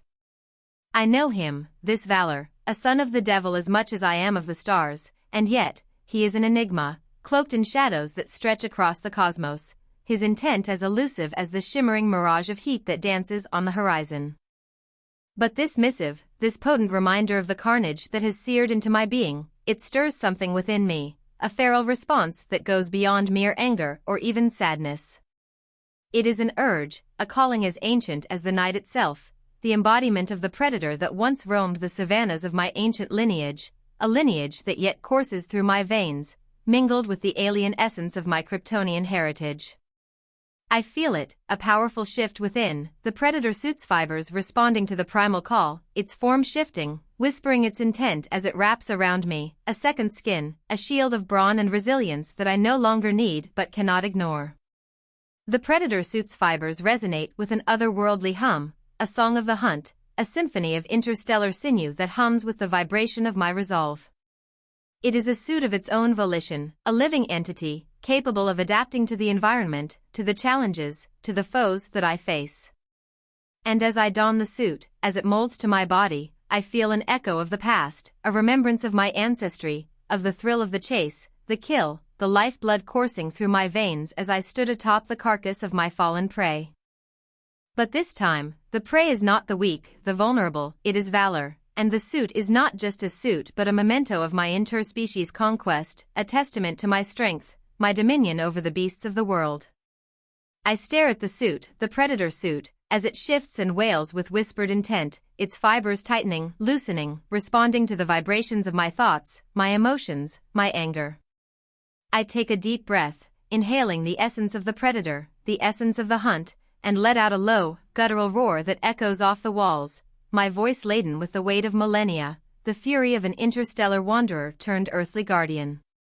I am Infinite Man, the predator who has walked among the stars, and now, I am ready to descend into the inferno, to confront the devil's unsavory spawn, to reclaim what was lost, to avenge what was taken. Adorned in the totems of my conquest, an arsenal gleaming with the finality of my purpose, I traverse the threshold, crossing the precipice between worlds. Each defiant step into the clutches of hell unfurls a labyrinth of souls and suffering, the air thick with a palpable malevolence that my Superman and Wolverine lineage claws at, urging me onward. The terrain beneath my feet shifts from the familiarity of my rustic abode to the unfamiliar, unearthly landscape of the otherworld. My senses, honed by countless years of combat, by countless battles fought and won, are on high alert, a fine-tuned instrument attuned to the subtle nuances of this new environment. I can feel the air, thick with the stench of sulfur and brimstone, the very essence of hell, prickling at my nostrils, at my skin, a tangible reminder of the infernal nether I now tread upon. I advance, my steps defiant, my gaze unwavering, as I cross the threshold, my body a blur of motion, a testament to the fusion of my Superman and Wolverine lineage, the amalgamation of strength and durability, of healing and resilience. I am Infinite Man, the apex predator of this hellish domain, and I am here for one reason, one purpose, to confront my nemesis, Valor, and to reclaim what was stolen from me. The predator suit's sensors flicker with an eerie glow, its interstellar eyes peering into the shadows, scanning for any sign of Valor, any trace of the devil's prodigy. As I delve deeper into the bowels of hell, the air grows thicker, the stench more potent, a choking fog of despair and torment that clings to my every breath. The souls of the cursed and the damned float like moths around me, their cries echoing off the cavernous walls, their anguish a symphony of malice that resonates within the very essence of the predator suit. I feel the weight of their collective suffering, their torment a tangible force that pushes back against me, a resistance that I must overcome, a challenge that I must conquer. The suit's fibers tighten, its very molecules resonating with the pain and the anger of the souls that surround me. It is a living armor, a symphony of interstellar sinew that hums with the vibration of my purpose, my resolve, my unyielding determination to confront Valor, to bring an end to his reign of terror, to reclaim what was once mine. I move forward, each step a challenge, a defiance, a statement of my will. I am Infinite Man, the predator who has traversed the cosmos, and I will not be deterred by the malevolence of this infernal netherworld. Silent Hill looms, a necropolis shrouded in ashen fog, each step a cacophony of siren wails and an eerie calm. Within its veiled walls, the phantoms of my own past and Valor's blood-tainted footprints converge, with the predator suit's sensors flickering uneasily, hinting at unseen horrors that mesh seamlessly with this nightmare world. Revelation skirts its edge, tethering my sanity to this unhallowed ground as visions of my fallen wife intertwine with the gnawing hunt. The fog is thick, a shroud of secrecy, of dread, that clings to my every breath, to my every movement, a blanket of obscurity that both shields and unnerves. I push forward, my senses alert, every hair on the back of my neck standing on end, my instincts screaming with a clarity that defies the miasmic embrace of the ashen fog. I can feel the eyes of the phantoms, the souls of the damned, upon me, their silent pleas for deliverance, for an end to their eternal torment, a call that resonates within the very core of the predator suit. Valor's footprints, a trail of blood and brimstone, lead me deeper into the heart of Silent Hill, a labyrinth of despair, of twisted mutations, and ungodly abominations. The walls, once the sanctuary of a sleepy town, now loom ominously, gnarled and twisted, their surfaces a canvas of grotesque carvings and unearthly symbols that whisper of unspeakable rites and ritualistic sacrifices. I am Infinite Man, the predator who has walked the earth, and I will not be swayed by the insidious allure of this hellish place, nor will I be deterred by the specters that haunt its every corner. As I tread through the veiled halls of Silent Hill, the predator suit's sensors flicker with an unsettling erraticism, its interstellar eyes probing the shadows, searching for any sign of Valor, any trace of the devil's spawn. The suit's fibers tremble with an uneasy anticipation, a sentient response to the undeniable presence of horrors that lie within, that weave seamlessly with the very fabric of this nightmare world. It is an echo of my own trepidation, a reflection of my own fears and doubts, a reminder that not even I am immune to the allure of the unknown, to the pull of the abyss.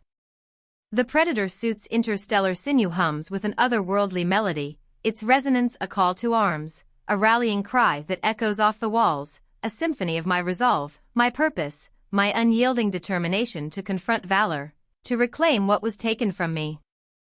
I am Infinite Man, the predator who has faced countless foes, countless challenges, and yet, in the heart of Silent Hill, I feel the weight of my solitary quest, a solitude that is both a shroud and a shield. I push forward, my thoughts entwined with the eerie calm that pervades the air, my actions guided by the whispers of my own past, by the visions of my fallen wife. The insidious tapestry of Silent Hill unravels its core, unraveling both past and present with a cruel dexterity that rattles even my indomitable spirit. A labyrinthine structure, once a schoolhouse, echoes with the skeletal gleam of faces familiar and forgotten, their hollow eyes a silent chorus of my failures. The pursuit of Valor, entwined with my private purgatory, blurs the line between just retribution and personal reckoning. The structure looms before me, its once white facade now marred by the stains of sin and suffering. I can feel the weight of history, of the countless lives that were lived and lost within these walls, their narratives etched into the very stone, a testament to the cruel caprices of fate. As I step through the threshold, the predator suit's sensors blaze with a brightness that pierces through the gloom, its interstellar eyes scanning the corridors, the classrooms, the hallways, a searchlight that searches for any sign of Valor, any trace of the devil's progeny. The faces that once filled these halls, now mere shadows, flicker in and out of existence, their presence a haunting reminder of the passage of time, of the relentless march of memory that binds us all.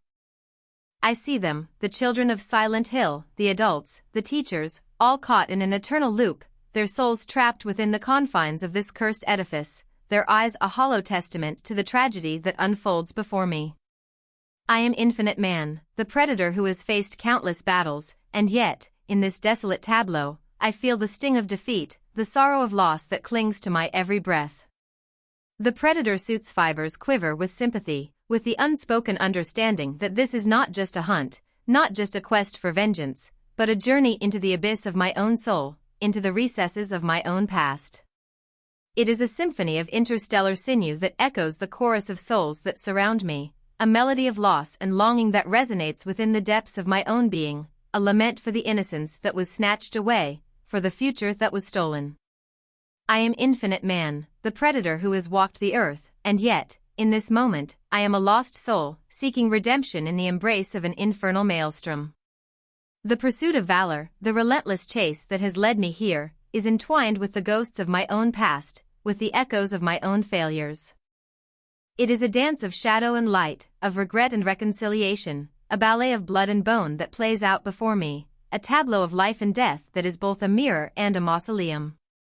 I am infinite man, the predator who has tasted victory and defeat, and yet, in the heart of this silent purgatory, I feel the tremors of doubt, the whisper of uncertainty that threatens to unravel the very fabric of my resolve. My resolve, an adamantium rod, as I push through the substantiated air, Raccoon City looms, a nightmare reborn in a writhing mass of desolation and monstrosity. Hordes bearing semblances of humanity yet devoid of it, surge forth, their grotesque mutations a grotesque homage to a world rent asunder. Here, the clash of past and present superimposes, the remorseless claw of destruction interweaving with the desecrated downtown's decay. The air thickens, the stench of decay and devastation clinging to my senses like a second skin, a living, breathing testament to the carnage that has unfolded here, in this place that was once a city, a community, a haven for the living. I am infinite man, the predator who has seen the face of destruction, who has tasted the bitter fruit of annihilation, and yet, here, in this desolate wasteland, I am faced with a paradox, a challenge that defies the very fabric of my being. For in Raccoon City, the past and the present collide, and the result is a maelstrom of malevolence that threatens to engulf my very soul. The predator suit's sensors blaze with an intensity that matches the fury of my own thoughts, its interstellar eyes scanning the horizon, searching for any sign of valor, any trace of the devil's offspring. The suit's fibers, its very essence, resonate with the vibrations of my purpose, my determination to confront the source of this infernal upheaval, to penetrate the heart of the chaos and to bring an end to the reign of terror that has plagued this world. It is a symphony of interstellar sinew that plays a discordant tune, a melody of fury and retribution that echoes off the ruins of what was once a thriving metropolis. The hordes surge forth, a writhing mass of grotesque and gore, their eyes, once the windows to humanity, now mere slits of malice and madness. They are the embodiment of this city's downfall, of its transformation from a bastion of civilization to a crucible of horror. I am infinite man, the predator who has faced countless foes, and yet, in this horde, I see not just enemies, but reflections of my own inner turmoil, of the darkness that has gnawed at my soul since the day I donned the predator suit, since the day I embarked on this odyssey of vengeance and redemption. The clash of past and present, of my own history and the history of this city, is a tempest that threatens to engulf me, to drown me in the mire of despair and desolation. The suit's interstellar sinew hums with an otherworldly pitch, a resonance that echoes the agony and the determination that course through my veins, a symphony of my resolve, my courage, my unyielding will to confront valor, to reclaim what was stolen from me, to avenge what was lost. I am infinite man, the predator who has tasted the nectar of victory and the bitterness of defeat, and yet, in the heart of this desolate wasteland, I feel the tremors of doubt, the whisper of my own vulnerability that threatens to unravel the very essence of my being. Among the writhing cadavers, my sense is keen with an enhanced scent, I catch traces of valor, a noxious amalgam of brimstone and arrogant indifference. The predator suit flexes with an otherworldly grace, its interstellar sinew acclimating to the fields of Raccoon City's blight, as my eyes lock onto towering monoliths, vestiges of pharmaceutical tyranny, which concealed much more than the sham of medicinal progress. The stench of sulfur and decay clings to my senses, a cloying fog that seeps into the pores of my skin, a tangible reminder of the infernal context in which this confrontation is set. I can feel the predator suit's fibers responding, adapting to the noxious environment, its essence becoming one with the very air that surrounds me, a living armor that weaves through the desolation, a mesh of interstellar sinew that hums with the vibration of my purpose, my resolve, my inexorable pursuit of valor. The towering monoliths, once symbols of pharmaceutical conquest, now loom as sentinels of ruin, their facades cracked and peeling, their interiors a maze of decay and despair. I can sense the malevolence that pervades these halls, the echoes of lives ruined, of dreams shattered, of the cataclysm that brought about the fall of Raccoon City. It is a place of darkness, of despair, of the culmination of hubris and negligence that has resulted in this apocalyptic landscape. I am Infinite Man, the predator who has tread on countless battlefields, and yet, in this desolation, I feel the weight of my own mortality, of the fragility of life that is so easily cast aside in the pursuit of progress. As I traverse the blighted streets of Raccoon City, the predator suit's interstellar eyes pierce the gloom, scanning the horizon for any sign of valor, any trace of the devil's spawn. The suit's fibers tremble with an otherworldly unease, its essence resonating with the vibrations of my own fear, my own uncertainty. It is a testament to the duality of my being, to the conflict that rages within, a battle of wills that pits my indomitable spirit against the very fabric of my own existence. I am Infinite Man, the predator who has faced the abyss, and yet, in the shadow of Raccoon City's desolation, I feel the cold touch of doubt, the whisper of my own vulnerability that threatens to unravel the very essence of my being. The predator suit's sinew flexes with an ethereal grace, its fibers intertwining with the ghostly remnants of what was once a thriving metropolis. The suit's interstellar eyes lock onto towering monoliths, vestiges of pharmaceutical tyranny that bore witness to unimaginable atrocities, to experiments that were shrouded in secrecy, to the unspeakable suffering that was inflicted in the name of progress. It is a haunting reflection of my own journey, a mirror to the depths of my own resolve, my own capacity for vengeance, and my own pursuit of justice. I am Infinite Man, the predator who has seen the dark side of progress, and yet, in the heart of Raccoon City's desolation, I find myself standing at the precipice of my own moral abyss. Lurking within the crumbling edifice of pharmaceutical supremacy, a hybrid horror, the result of Valor's cruel machinations and eldritch science, salivates anticipation. The recoil of my Kryptonian punch meets the substance of necrotic flesh as we engage in a dance of grotesque might and relentless fury. Valor strives to manipulate the grotesque into the subjugation of hell's rumbling domain, a sinister crown for his reunion with damnation. The predator suit's interstellar sinew quivers with an otherworldly anticipation, its fibers aligning with the vibrations of my own adrenaline, my own fury. I can feel the suit's essence resonating with the pulse of my ancient lineage, the primal instinct of the predator that courses through my veins, a symphony of my own making, a fusion of Kryptonian strength and Wolverine resilience that I unleash upon the grotesque monstrosity that Valor has become. It is a dance of shadows and light, of bone and sinew, of life and death that unfolds before me, a ballet of destruction that is as much a testament to my own survival as it is a challenge to my resolve. The hybrid horror, a twisted amalgam of human and beast, a grotesque testament to the depths of Valor's depravity, surges forth, its eyes blazing with a malicious intent that mirrors the flames of hell itself. It is a creature bred from the depths of the devil's own soul, a monstrosity that defies the very laws of nature, of biology, of morality. But I am Infinite Man, the predator who has faced countless foes, who has tasted the bitterness of defeat and the sweetness of victory, and I am not deterred by the sight of this abomination that stands before me, this unholy offspring of Valor's twisted ambition. The predator suit's interstellar eyes lock onto the creature, its vision piercing through the gloom, through the stench of decay, through the miasma of malice that clings to its being. The suit's fibers tighten, its very essence becoming one with the ethereal grace of my own resolve, a melody of my purpose, my determination, my indomitable will to confront and to conquer. I can feel the suit's sinew humming with an otherworldly intensity, its essence aligning with the very essence of my own being, a symphony of strength and survival that resonates within the depths of my soul. As I engage in this primal dance, this ballet of bone and blood, my senses are attuned to the very essence of the predator suit's interstellar sinew. I can feel the suit's fibers intertwining with the fabric of this hellish netherworld, adapting to the fields of Raccoon City's blight, becoming one with the very air that surrounds me, a living armor that is as much a part of me as my own skin, as my own heart. I am Infinite Man, the predator who has walked the earth, and now, in the heart of this desolation, I feel the very essence of my being align with the purpose that has driven me from the stars to the farthest reaches of my own psyche. Blood stains the abyssal soil as the grotesque creation, a terrifying homage to the mutation-inducing T-virus, crumbles beneath my adamantium claws and the searing wrath of my heat vision. Valor's whispers, taunting and venomous, reverberate amid the ruins, igniting a fire within, unfueled by the oxygen-deprived air, craving finality. Raccoon City, a backdrop to our lethal ballet, bears silent witness to a primal struggle transcending two worlds.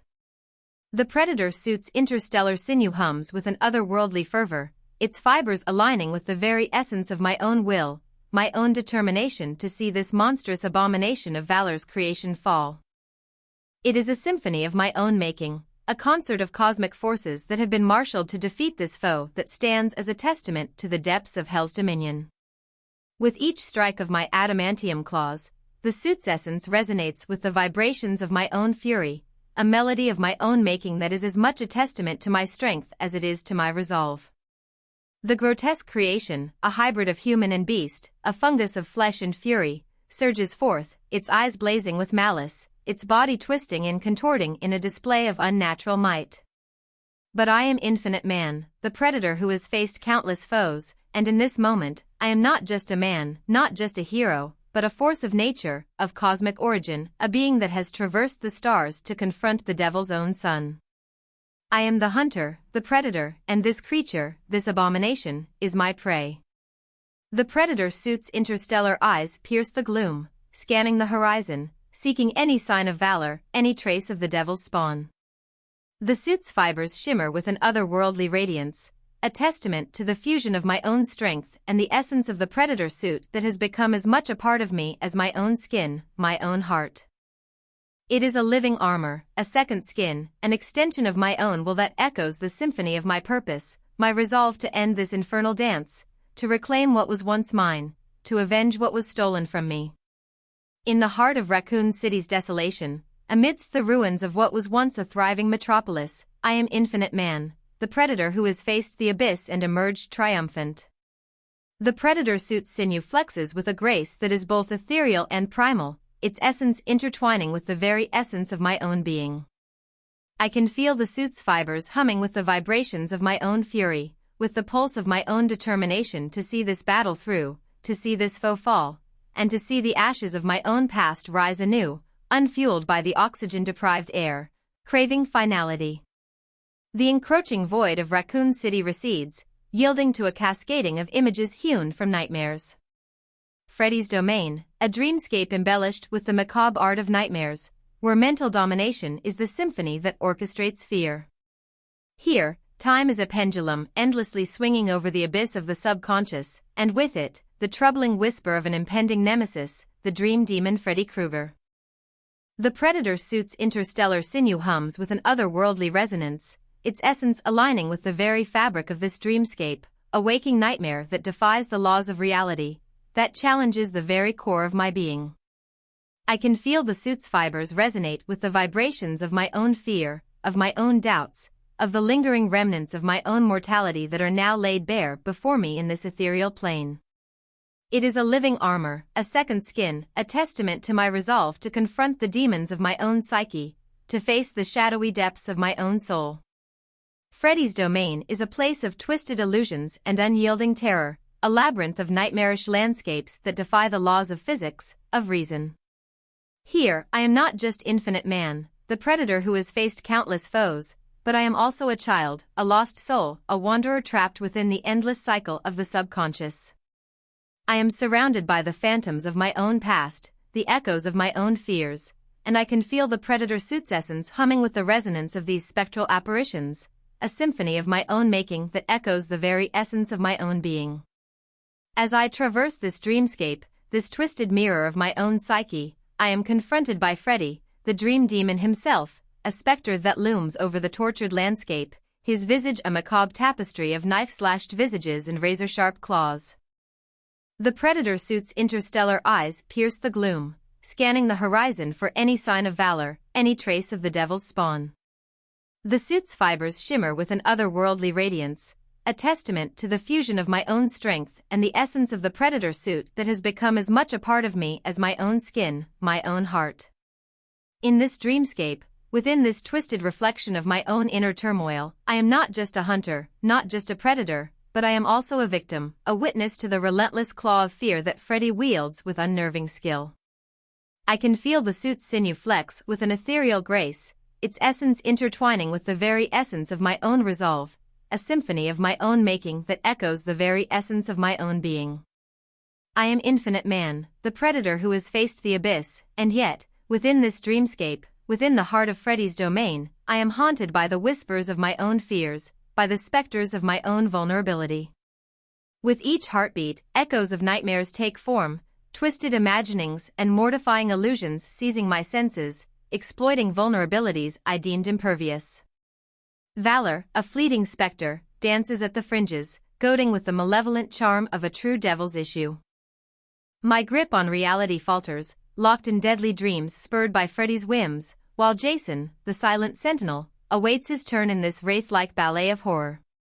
The predator suit's interstellar sinew hums with an otherworldly discord, its fibers aligning with the very essence of my own fury, my own fear, my own desperation. It is a living armor, a second skin, a testament to the fusion of my own strength and the essence of the predator suit that has become as much a part of me as my own skin, my own heart. And yet, within this dreamscape, within the twisted reflections of my own psyche, I am not just a hunter, not just a predator, but I am also a victim, a witness to the relentless claw of fear that Freddy wields with unnerving skill. The predator suit's interstellar eyes, once a beacon of clarity in the gloom, now flicker with the echoes of my own trepidation, my own doubts. The suit's fibers tremble with an otherworldly unease, its essence resonating with the vibrations of my own fear, my own vulnerability. But I am Infinite Man, the predator who has faced countless foes, who has tasted the bitterness of defeat and the sweetness of victory, and yet, within this labyrinth of the subconscious, I feel the cold touch of doubt, the whisper of my own fragility that threatens to unravel the very essence of my being. As I navigate this dreamscape, this twisted reflection of my own inner turmoil, I am confronted by Valor, the specter of the devil's son, who dances at the fringes of reality, a phantom that whispers of malice and intent. The predator suit's interstellar sinew flexes with an otherworldly grace, its essence aligning with the very essence of my own will, my own determination to confront this foe, to reclaim what was once mine, to avenge what was lost. It is a symphony of my own making, a concert of cosmic forces that play out within the depths of my own soul. In this wraith-like ballet of horror, within the heart of Freddy's domain, I am not just Infinite Man, the predator who has walked the earth, but I am also a lost soul, a wanderer trapped within the endless cycle of the subconscious. The suit's sinew hums with an ethereal pitch, its essence intertwining with the very essence of my own being, a living armor that echoes the very essence of my own resolve. I am haunted by the whispers of my own fears, by the specters of my own vulnerability, and yet, within this dreamscape, within the heart of Freddy's domain, I am not alone. Defeating the irrational with logic flawed, I converge my will with the spirit of the predator suit, an amalgamated resolve that repels the tenebrous claws of mental entrapment. Freddy, a gaunt conductor in this symphony of the grotesque, defies my advances with leering specters that follow his pernicious baton.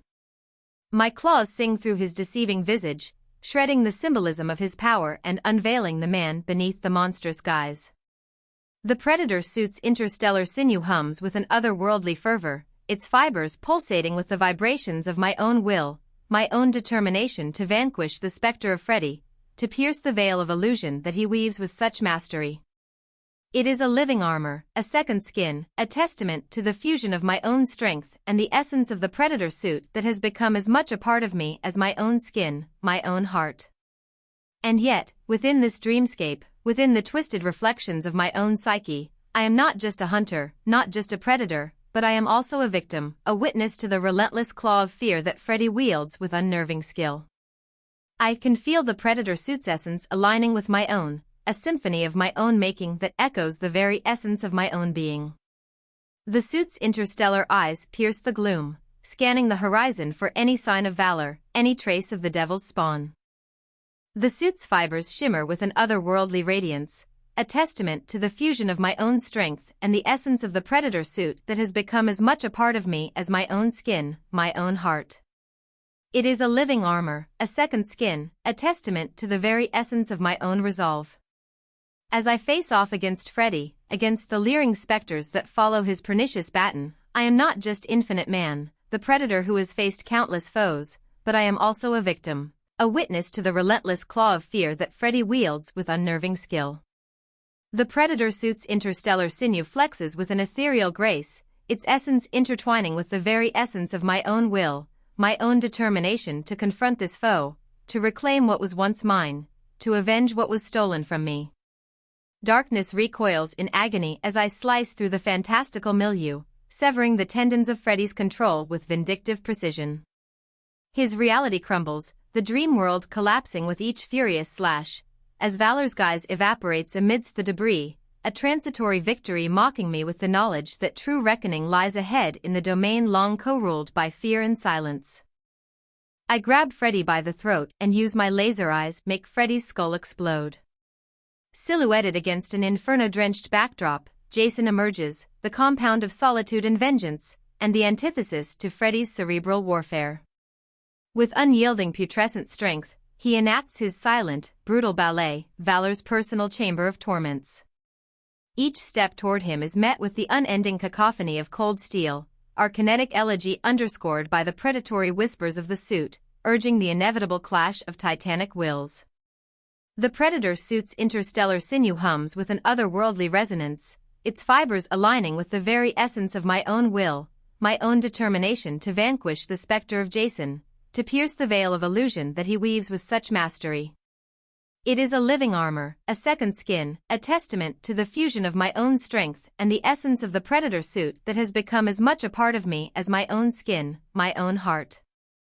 And yet, within this dreamscape, within the twisted reflections of my own psyche, I am not just a hunter, not just a predator, but I am also a victim, a witness to the relentless claw of fear that Jason wields with unnerving skill. As I traverse this dreamscape, this twisted reflection of my own inner turmoil, I am confronted by Jason, the embodiment of solitude and vengeance, who looms over the tortured landscape, his visage a silent testament to the depths of Valor's depravity. The predator suit's interstellar eyes pierce the gloom, scanning the horizon for any sign of Valor, any trace of the devil's spawn.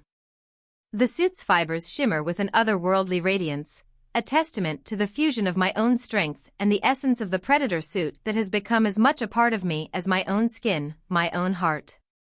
The ebon-clad chamber, a testament to Valor's sadistic opulence, contrasted with Jason's silent resentment and relentless pursuit. My vision, honed by Valor, pierces the choreography of dismemberment and unrelenting fury as I leverage the fusion of Clark's strength and Logan's resilience, and my own unyielding force of will. Each laceration yields no blood, my body a forge, burning with a determination that defies the chilblained touch of death and the silent screams of Jason's past victims. I slice Jason completely in half with my blades. Now I walk through his body parts on my way to confront Valor. Part 4. The payback. Underneath the malevolent sky that cast no light save that which flickered and twisted from the candles that hung haphazardly upon the walls of Hell's dominions, Infinite Man strode, his boots leaving indelible markings in the crude stone. The air was thick with the stench of brimstone and decay, the sound of agonized screams and inhuman growls filling his ears. He had become accustomed to the cacophony, each note a resonance of his relentless journey, each rhythm the pulse of his unwavering determination. And now, after countless battles, after slaying the unkillable demons that stalked the hellish landscape, he had finally arrived at the heart of the inferno. The landscape was desolate, a twisted reflection of the worst nightmares that plagued the minds of the living. Here, in this realm of eternal torment, the very earth twisted and writhed beneath Infinite Man's feet, as if the ground itself were a living entity, aware of the presence of the one known only as Infinite Man. His suit, an amalgamation of alien technology and earthly craftsmanship, emitted a low hum that harmonized with the ambience of hell. The suit, designed to mimic the appearance of the predator, was his armor, his shield, his sanctuary in this unholy place. As he moved forward, the sense of being watched settled upon his shoulders like a weighty mantle. Infinite Man was no stranger to the eyes that bore down upon him, those of the demonic creatures that crawled through the hellish terrain. But what awaited him this time was not a mere glance, or even a fearful glare, but a sound. A voice, deep and echoing, like the rumble of the earth itself, called out to him. "Sledgehammer, you have traveled far, and you have fought valiantly. But your journey ends here, for this is my domain. You think you are going to win this fight just because you got a new suit and new abilities. You are in my home, now motherfucker. When I am done with you, you are going to beg me to kill you. And I will not." The voice was like the thunder that had accompanied the emergence of the first demons, a brooding presence that echoed through the landscape. Infinite Man stopped, a sense of foreboding washing over him. He had fought countless creatures, some so fearsome they were beyond human comprehension, but none had ever spoken to him as this creature did. It was the voice of pride and conquest, a declaration that no matter the battles fought or the victories claimed, the end was nigh. Infinite Man, clad in his ominous predator suit, took a deep breath, his resolve unshaken. "I am not the Sledgehammer anymore. My name is Infinite Man, and I am beyond what I used to be." Valor's laughter echoed through the air, a mockery of Infinite Man's defiance. "You have no concept of the nature of this place, nor of the nature of those who dwell here. Here, death is not an end, but merely a brief respite. Those you have slain shall rise again, and again, and again.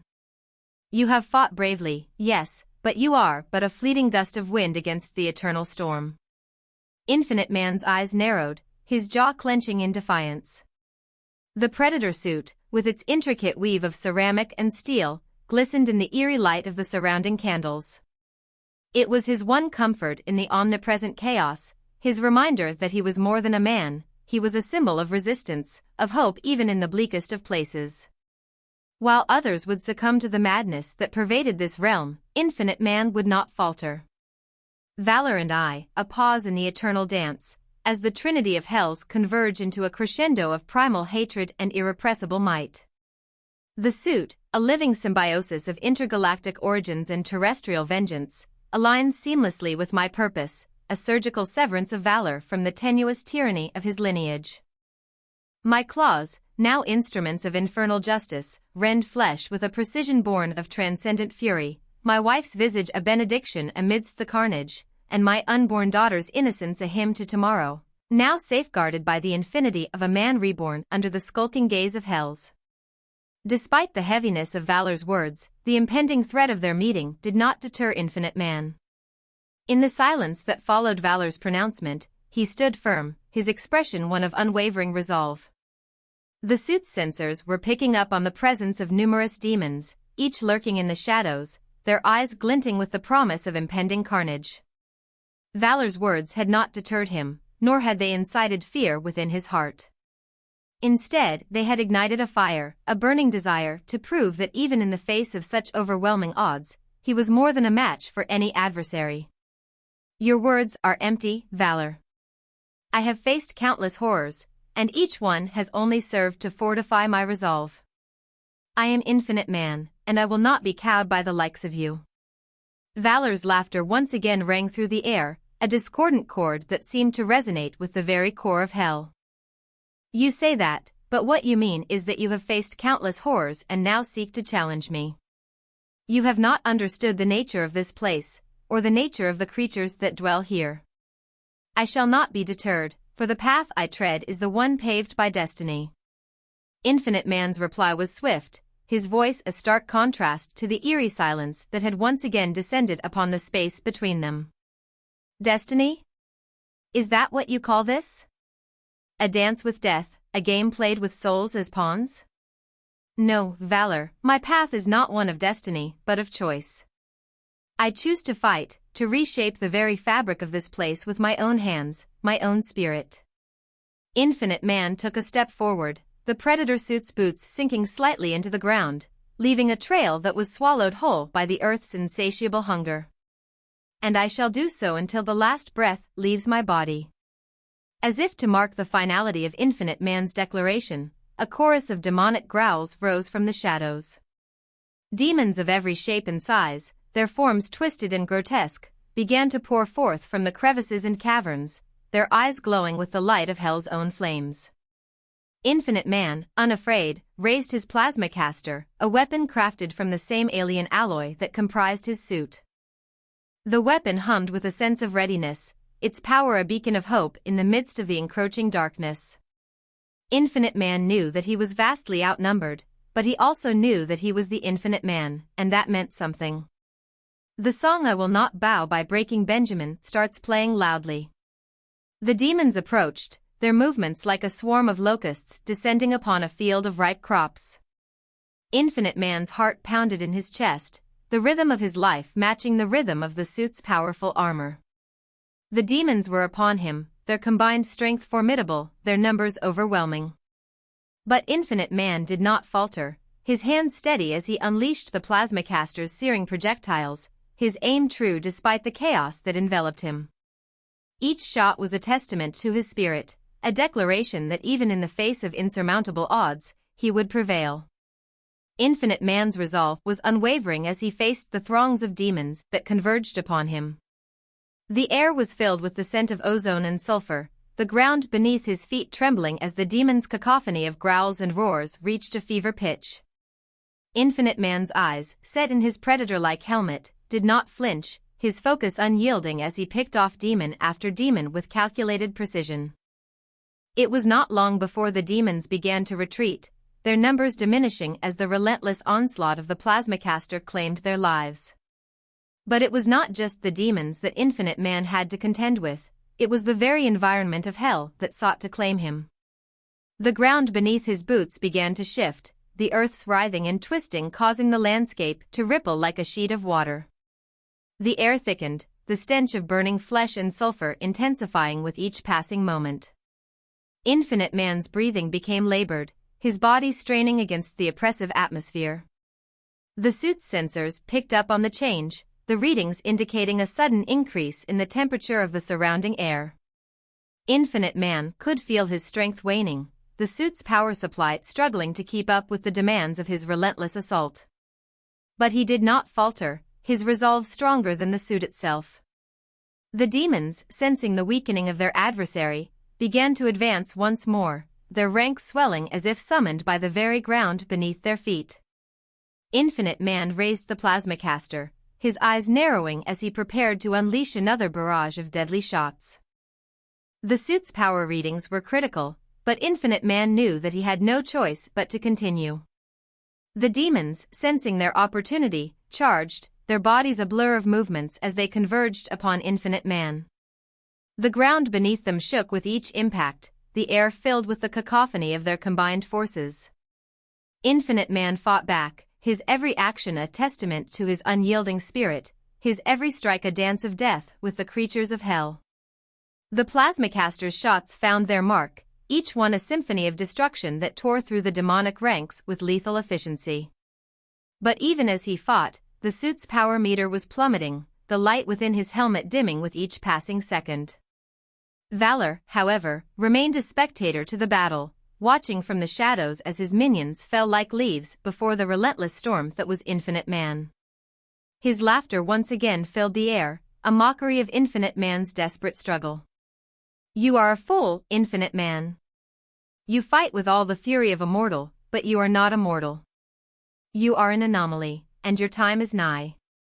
Infinite Man's head snapped in Valor's direction, his eyes narrowing as he tried to make out the shape of the one who called himself Valor. "I have faced worse, Valor. And I will face you." Infinite Man's declaration was met with a thunderous roar as the demons, enraged by Valor's words, renewed their attack. The plasmacaster's shots found their targets, but the power was dwindling rapidly. Infinite Man's breath was shallow, his body straining against the unbearable weight of the suit. The demons, sensing the weakness of their adversary, closed in, their claws and fangs poised for the killing strike. Infinite Man's eyes, rimmed with the fatigue of endless battles, locked onto Valor, his last hope resting upon the shoulders of the one known only as Valor. As the demons closed in, their claws glinting in the flickering candlelight, Infinite Man's voice was a whisper against the thunder of hell's denizens. You speak of death as if it were a mere pause, but I have faced death, Valor, and I have come to understand its true nature. It is not an end, but a beginning. And I shall prove this to you. Infinite Man's hand tightened on the plasmacaster, his fingers gripping the handle in a vice-like hold. The suit's energy readings were critically low, but he did not falter, his gaze locked onto Valor's form, his resolve unbroken.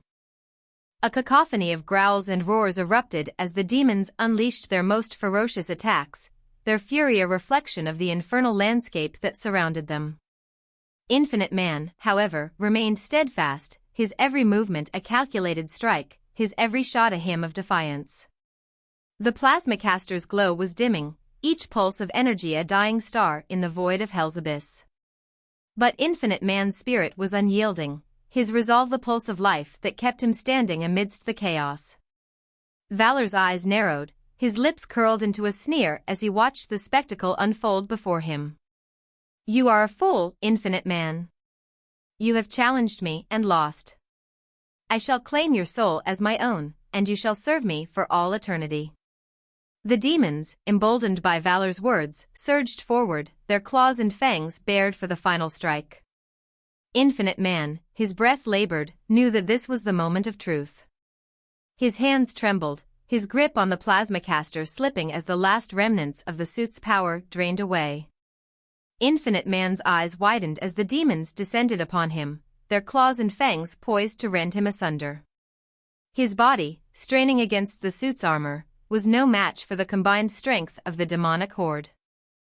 The air around him was thick with the scent of burning flesh and sulfur, the ground beneath him trembling as if hell itself was reacting to the imminent end of the Infinite Man's journey.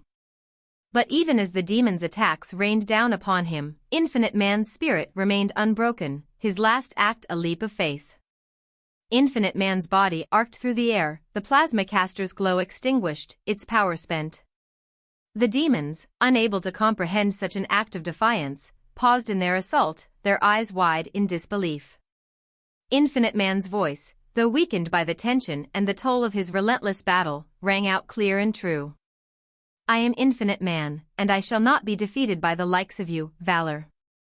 My journey is not over, and neither is my fight. I am more than a fighter, I am a legend.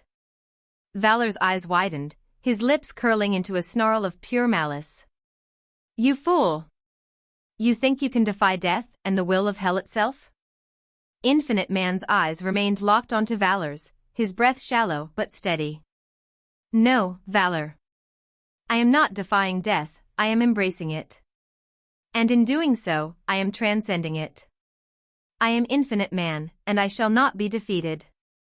Infinite Man's gaze never wavered as his body plummeted towards the ground below, the air thick with the scent of brimstone and burning flesh. But even as the ground approached, the air around him shimmered with a light that defied the very nature of hell itself. In the heart of the inferno, amidst the howling winds and the cacophony of demonic roars, a single figure stood, his silhouette a stark contrast against the backdrop of eternal flame. His eyes were a blaze of defiance, his expression one of unwavering resolve. This was not the end for the Infinite Man, instead, it was the beginning of a new chapter in his eternal journey. His hands, though scarred and battered, clenched with a strength that belied his physical form, his spirit an indomitable force of nature. The air was alive with the hum of power, the same power that had once filled the Predator suit and now flowed through the being that had become known as Infinite Man. The suit, once a shield against the horrors of hell, was now a relic of a life that had been, its purpose fulfilled and its story complete. Infinite Man stood, his gaze locked onto the horizon, his heart pounding with the pulse of eternity. He was no longer just a man, he was an embodiment of the indomitable human spirit, a testament to the power of will and the strength of the soul. In the distance, the figure of Valor loomed, his eyes filled with a mix of awe and fury. He had not expected such a resilience from the mortal that had dared to challenge him. Infinite Man, with a voice that resonated with the depth of the abyss, spoke.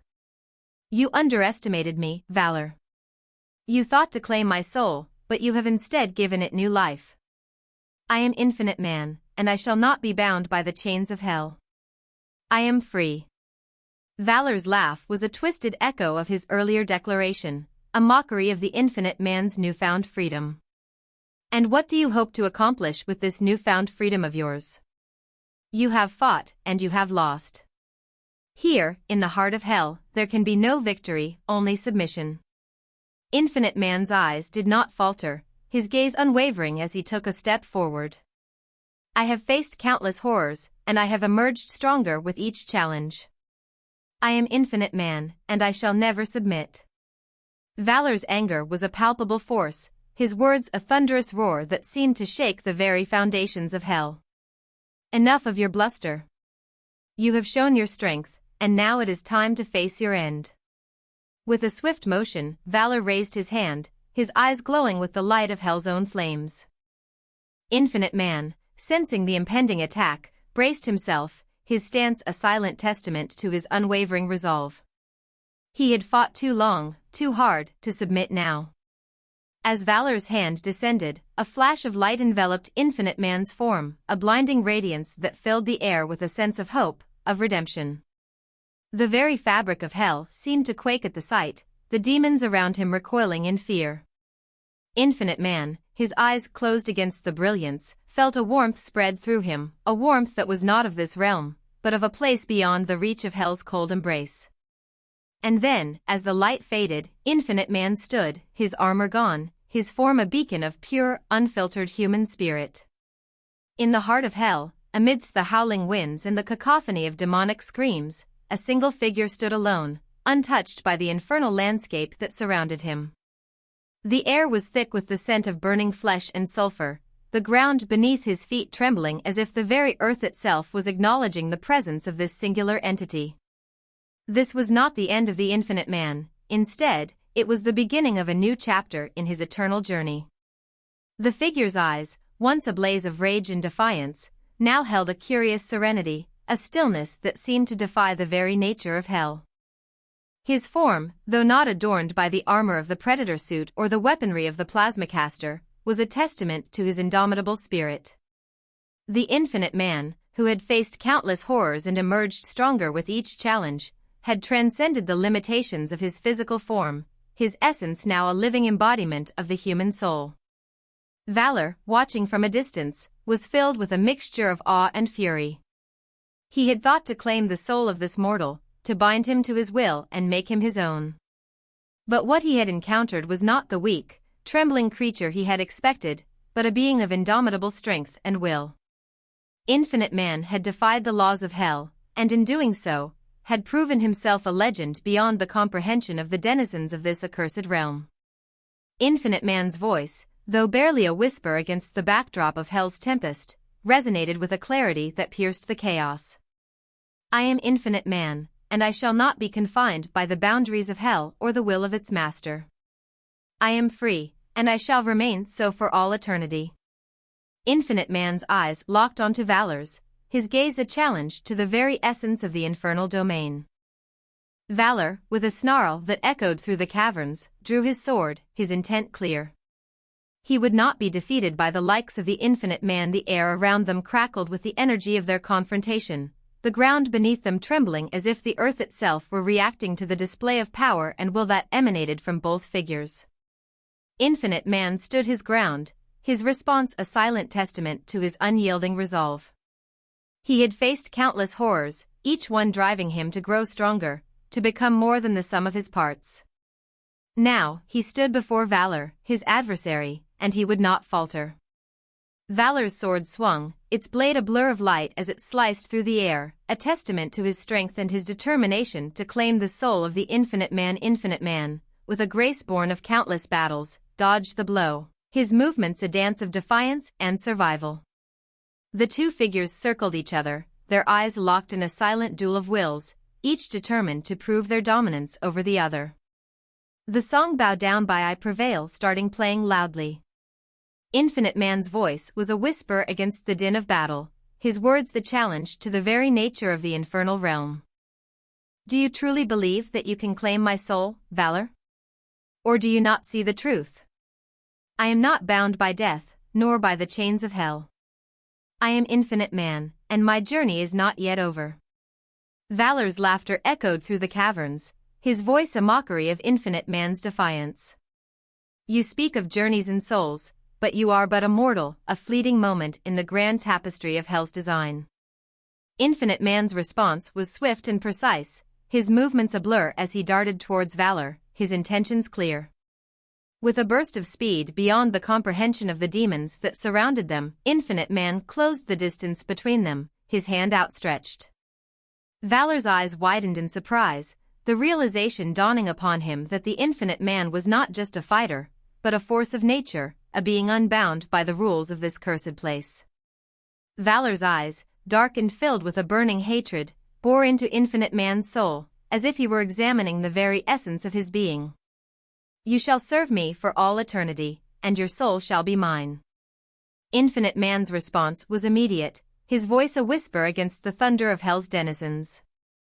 You underestimate the nature of my soul, Valor. I am not bound by death, nor by the chains of hell. I am Infinite Man, and my journey is not yet over. The words hung in the air, a challenge to the very fabric of the infernal plane, a declaration of his unyielding will. Despite the weight of Valor's words, Infinite Man felt a surge of strength, a resurgence of the determination that had carried him through countless battles and encounters with the unkillable demons. As Valor's laughter faded into the distance, Infinite Man's eyes narrowed, his gaze unwavering as he took a step forward. You challenge me, Valor, and I shall accept your challenge. I am not a mortal, nor am I a fleeting moment in the grand tapestry of hell's design. I am Infinite Man, and my soul shall remain untamed and unfettered by the likes of you. The air around them crackled with the energy of their confrontation, the ground beneath them trembling with the force of their resolve. Valor's eyes widened with a mix of fury and awe, his mouth curling into a sneer as he raised his sword, its blade a blur of light that sliced through the air. The demonic forces around them roared, their presence a tangible force that threatened to engulf Infinite Man in an instant. But Infinite Man did not falter, his every movement a testament to his unwavering resolve. With a swift motion, he dodged the blow, his body a synchronicity of strength and agility. Infinite Man's response was swift, his words a challenge to the very essence of the infernal domain. You underestimate the nature of the soul, Valor. It is not a thing to be claimed, but a force to be respected. I am Infinite Man, and my soul shall remain untamed and unfettered by the likes of you. Valor's eyes narrowed, his lips curling into a snarl of pure malice as he raised his sword once more. The air around them crackled with the energy of their confrontation, the ground beneath them trembling as if the very earth itself were reacting to the display of power and will that emanated from both figures. Infinite Man stood his ground, his response a silent testament to his unwavering resolve. He had faced countless horrors, each one driving him to grow stronger, to become more than the sum of his parts. As the infernal tempest rages around them, the ground trembles with each clash of their weapons, a testament to the sheer force of their battle. Valor's form, now a fusion of demonic and human elements, emanates a dark energy that seems to corrupt the very fabric of the infernal domain. Infinite Man, undaunted, stands firm, his resolve as solid as the stones of the caverns they fight within. The air around Infinite Man crackles with an eerie energy as the dark tendrils continue their relentless pursuit, each one a whisper of a soul seeking redemption or damnation. But Infinite Man's will, fortified by the predator suit, is as unyielding as the stones of the caverns in which they stand. His movements, a dance of survival and defiance, thwart the sinister advances of the shadows. The air around Infinite Man crackles with the energy of the clash, the ground trembling as if the very earth itself were reacting to the display of power and will that emanates from both figures. Infinite Man's movements, a blur of light and shadow, are a testament to his mastery over the predator suit's formidable capabilities. The Plasmacaster, a weapon of unmatched power, hums with a life of its own as Infinite Man focuses his will, channeling the energy of the predator suit into each shot. The searing projectiles cut through the air, each one a harbinger of death that seeks to pierce the corrupted flesh of Valor.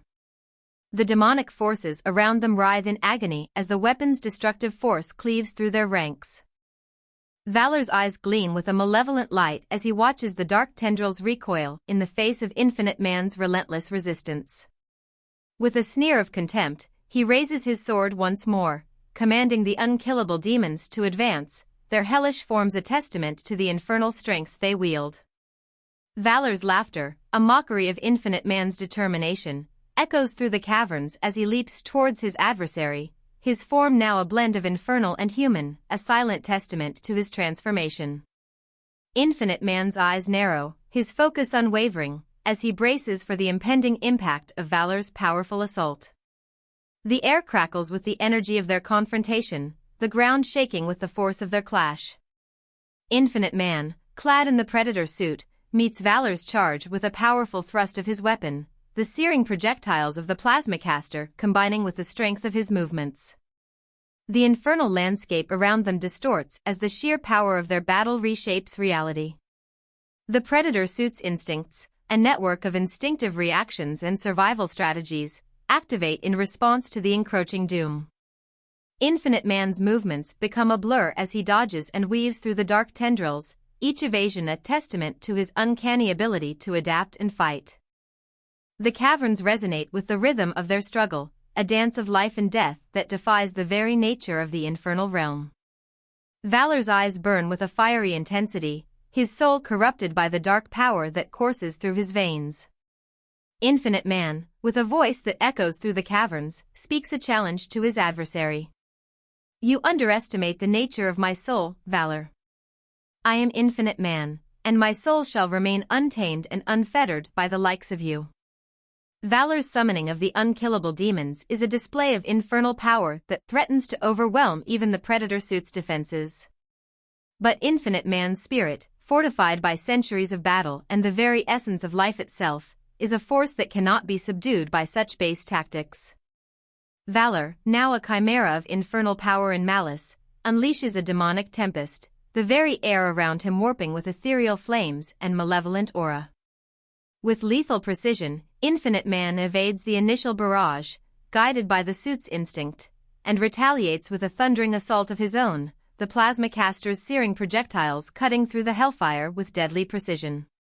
Dark tendrils writhe from the coalescing shadows, seeking to ensnare Infinite Man in their ghastly grasp, yet the Predator's instincts, an extension of his own fearsome will, repel the encroaching doom. Valor, undeterred, summons an army of the unkillable demons, a legion of nightmares rendered flesh. A twisted grin forms on Infinite Man's lips as he welcomes the impending chaos. Within the tumult, Infinite Man advances, his pace unwavering amidst the sea of writhing monstrosities, toward Valor, the eponymous heart of this hellish storm.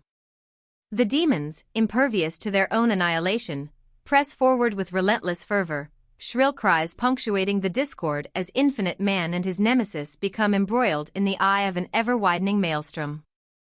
Infinite Man pulls his claws and ripped into Valor's chest, and Valor looks at him and says, "I am eternal, you fucking mutant." And Infinite Man takes off his Predator's helmet and looks into Valor's eyes and headbutt him and says, "You should have killed me instead of Rachel. But since you didn't, I finished what you started." Infinite Man take off his wristband and locks it on Valor and press buttons on it, and Valor says, "What the fuck is this?" And Infinite Man says and looks in Valor's demonic face, "You got 60 seconds to determine the rest of your life." And Infinite Man breaks his arm and slams his head up against the wall, and Infinite Man flies away. Valor says to himself as he looks at the countdown on his arm, "You can't fucking kill me. I am a god. You fucking son of a bitch. Come back here, you motherfucking piece of shit." Valor and all the demons in the area vaporize. With Valor not but a lingering wisp, the air around Infinite Man was filled with a profound stillness, a moment of respite after the maelstrom that had consumed him. He stood, panting, the remnants of his battle with the demonic entity seared into his very being. It was a victory that had not come without cost, a cost that would be etched upon his soul forever. As he turned to leave the chamber, a presence caught his attention, a presence that was both familiar and yet unfathomable. It was Raphael, an enigmatic figure cloaked in the dual mantles of divine retribution and mortal enigma. His presence was a harbinger of archaic power, a sanctified vendetta that sought to align with infinite man's quest. The Archangel's eyes, a swirling vortex of cosmic light, bore into infinite man, as if searching for the essence of his spirit. In that moment, a silent communion passed between them, a recognition of kindred purpose that transcended the boundaries of their respective realms. Raphael stepped forth, his presence a testament to the infinite expanse of time and the myriad of worlds that lay beyond the scope of infinite man's own universe. His voice, when it came, was a resonant whisper that spoke of ages and of the unbroken chain of justice that had been his purview since before the dawn of creation. He spoke of a realm where the battles fought by mortal heroes were but echoes of the eternal struggle between light and dark, a realm that was as much a part of infinite man as the flesh and bone that composed his body. The alliance that was forged in that moment was as much a union of scars as it was a convergence of celestial resolve. Infinite man, the being he had become, felt a kinship with Raphael, a deep-seated understanding that the Archangel's own crusade was entwined with his own. The past shared twilight with the present, and amidst the snowfall of ash that had once been Valor's domain, the two avengers stood together, a testament to the enduring flame of justice that would not be extinguished by the darkness they had faced. Their partnership was not one of mere convenience, it was a pact that spanned the vastness of the cosmos, a covenant that was as much a part of infinite man's journey as it was Raphael's eternal vigil. It was a union that would see them traverse the depths of despair and the heights of hope, a bond that would bear the weight of worlds as they sought to right the balance between good and evil.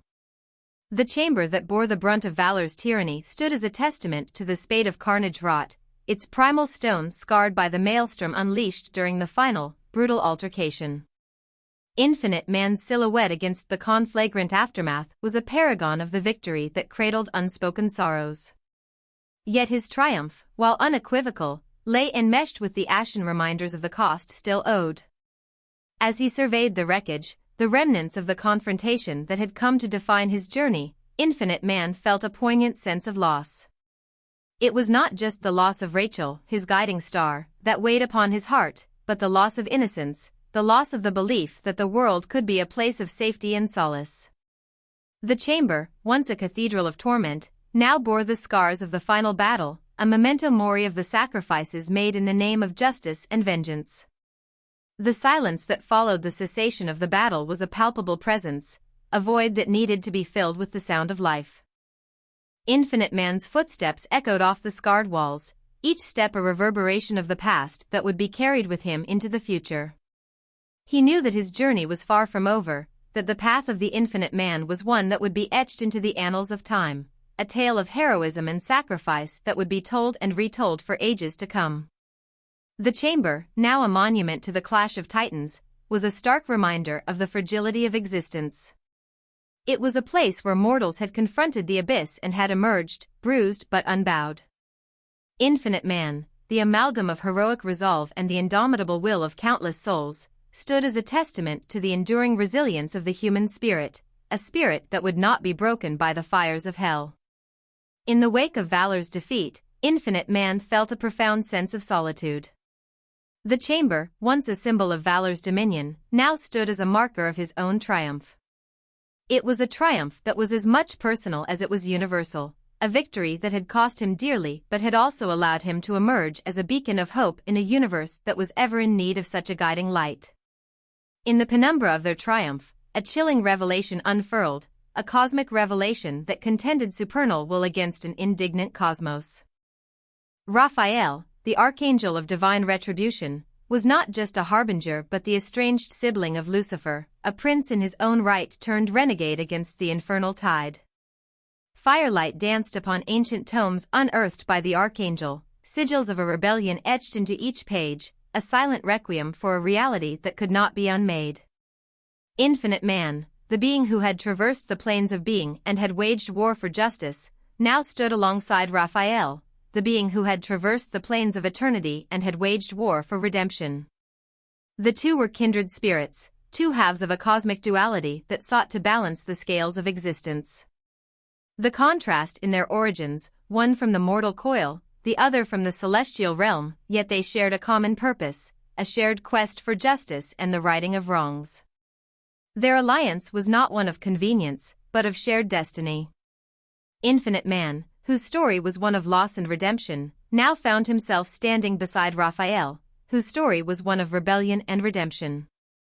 Together, they stood as the embodiment of the eternal struggle between good and evil, their fates intertwined in a cosmic dance that spanned time and space. As they surveyed the aftermath of their victory, they knew that their quest was far from over. The cosmos was vast, and filled with countless realities, each in need of their unique brand of justice. Infinite Man and Raphael would travel through the stars, through the realms of the living and the dead, seeking to mend the fractures in the fabric of existence that were caused by the malevolent forces that sought to undermine the natural order. It was a solemn promise that they made to each other, a vow that was as old as time itself. They would be the guardians of the cosmos, the keepers of balance, the enforcers of justice in a universe that was ever in need of their guidance. The chamber, once a symbol of Valor's dominion, now stood as a monument to their shared purpose, a beacon that would guide them on their endless journey. Meanwhile, a cosmos away, 45-year-old Rachel's legacy breathed fire and grace into the skirmishes that festooned Samajal. Through the realms of the living and the dead, Infinite Man's journey had become a beacon that illuminated the hearts and minds of those who had been touched by his story. Rachel, the woman whom he had lost, now lived on in the spirit of the SledgeHammer, a figure whose deeds and exploits were as legendary as those of her father. The SledgeHammer, with a visage that bore the indomitable essence of both her stalwart father and the woman she was named for, wielded a uranium sledgehammer that scorched the air with its presence. The weapon was a testament to the forge from which it had been born, crafted years ago by the hands of Rachel's father, hands that were as nigh indestructible as the love that flowed through them. In a world that was as much of heroism as it was of heartbreak, Rachel's legacy was a beacon of hope, a guiding light that would lead countless others on their own crusades. Her suit, a triptych of blue, red, and silver, resonated with the unflagging love of her father and the undying spirit of the woman she was named for. It was a legacy that would stand the test of time, a testament to the power of a single life to inspire and to endure. Rachel's story was one of courage and conviction, of a life lived with the full knowledge of the risks it entailed.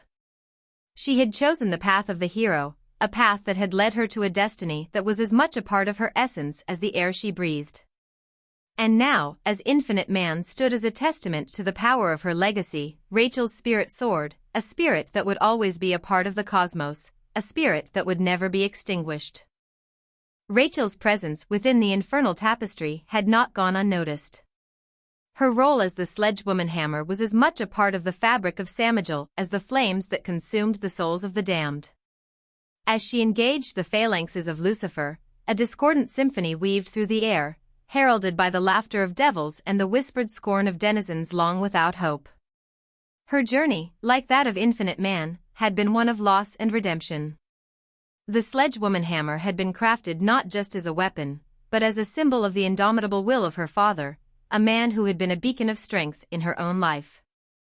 And now, as she stood against the forces of darkness, the uranium sledgehammer bore the essence of both her father and the woman she was named for, a fusion of power and grace that was as much a part of her as the blood that coursed through her veins. The battles that SledgeHammer and Raphael fought were not just against the physical manifestations of evil, but against the existential threat that such malevolence posed. The phalanxes of Lucifer were not just opponents to be vanquished, but symbols of the eternal struggle between good and evil. And as they fought, a fervor that was as much a part of Rachel's heart as the air she breathed began to burgeon, a fervor that was sown by both her father and the celestial descendant she had only just unearthed. In the heart of the netherworld, amidst the dilapidated majesty of Samajal, the SledgeHammer and Raphael forged a bond that was as much a part of their journey as the battles they fought. Their alliance was a testament to the power of unity, an alliance that was as much a part of the cosmic tapestry as the stars that graced the firmament. As they fought, they not only defended the innocent from the clutches of hell, but they also stood as a bulwark against the forces of darkness that sought to extinguish the light of hope. The battleground was a cacophony of hellfire and the numbing cold of celestial steel, a place where the very air vibrated with the raw essence of existence. Lucifer weaved his malevolence with an unsettling grace, each gesture a dance of suffering that transcended pain into the realms of the deeply profane. His eyes, a kaleidoscope of sins unsung, bore the weight of ages, a testament to the depths of depravity that had been his domain for millennia. In the midst of the infernal ballet, Lucifer put forth his infernal arsenal with an expertise that could only be that of a timeless maestro. Each note of his malice was a deftly crafted evisceration, each crescendo an annihilation wrought with chilling serenity. It was a mastery that spanned the breadth of the cosmos, a mastery that had been honed over eons. But the sledgewoman Hammer and Raphael were not mere pawns in the game that Lucifer played, they were adversaries whose resolve was as indomitable as the forces they fought against. As the battle raged, the sledgewoman Hammer and Raphael found their strength not just in their own prowess, but in the legacy that they bore.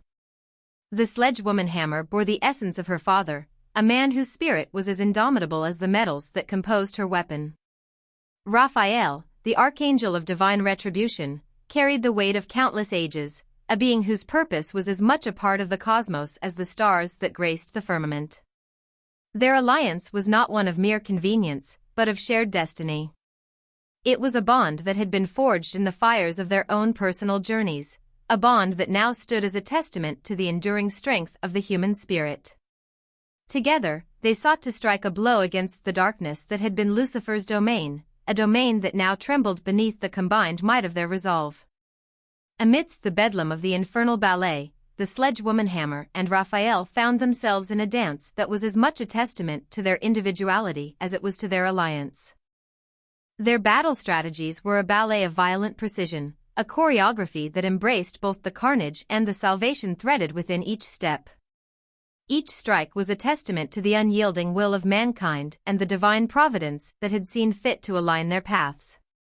The sledgewoman Hammer's heart was a forge of unyielding purpose, a crucible that had been tempered by the fires of her own journey.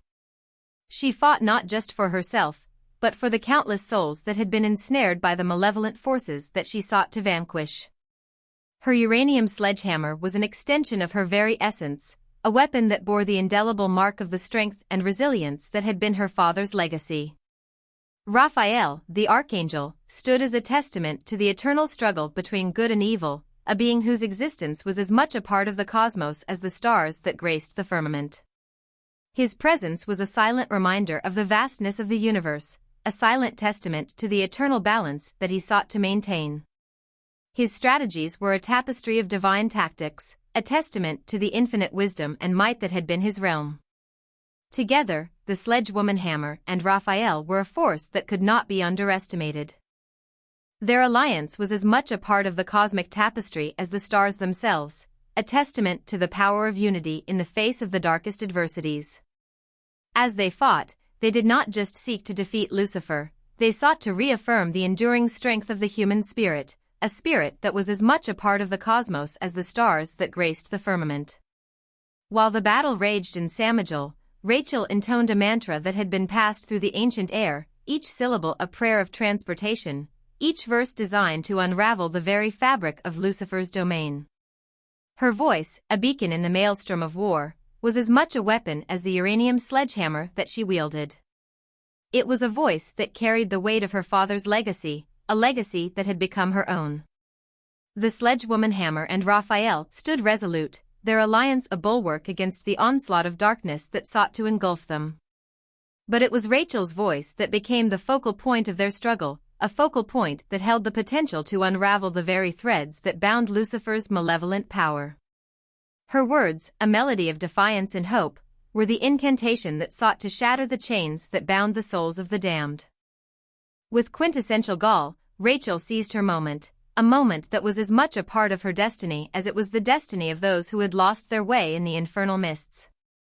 Her voice, a clarion call that resonated through the realms of existence, enfolds Lucifer in a vortex of energy and incantation. It was a vortex that was as much a part of her being as the uranium sledgehammer that she wielded.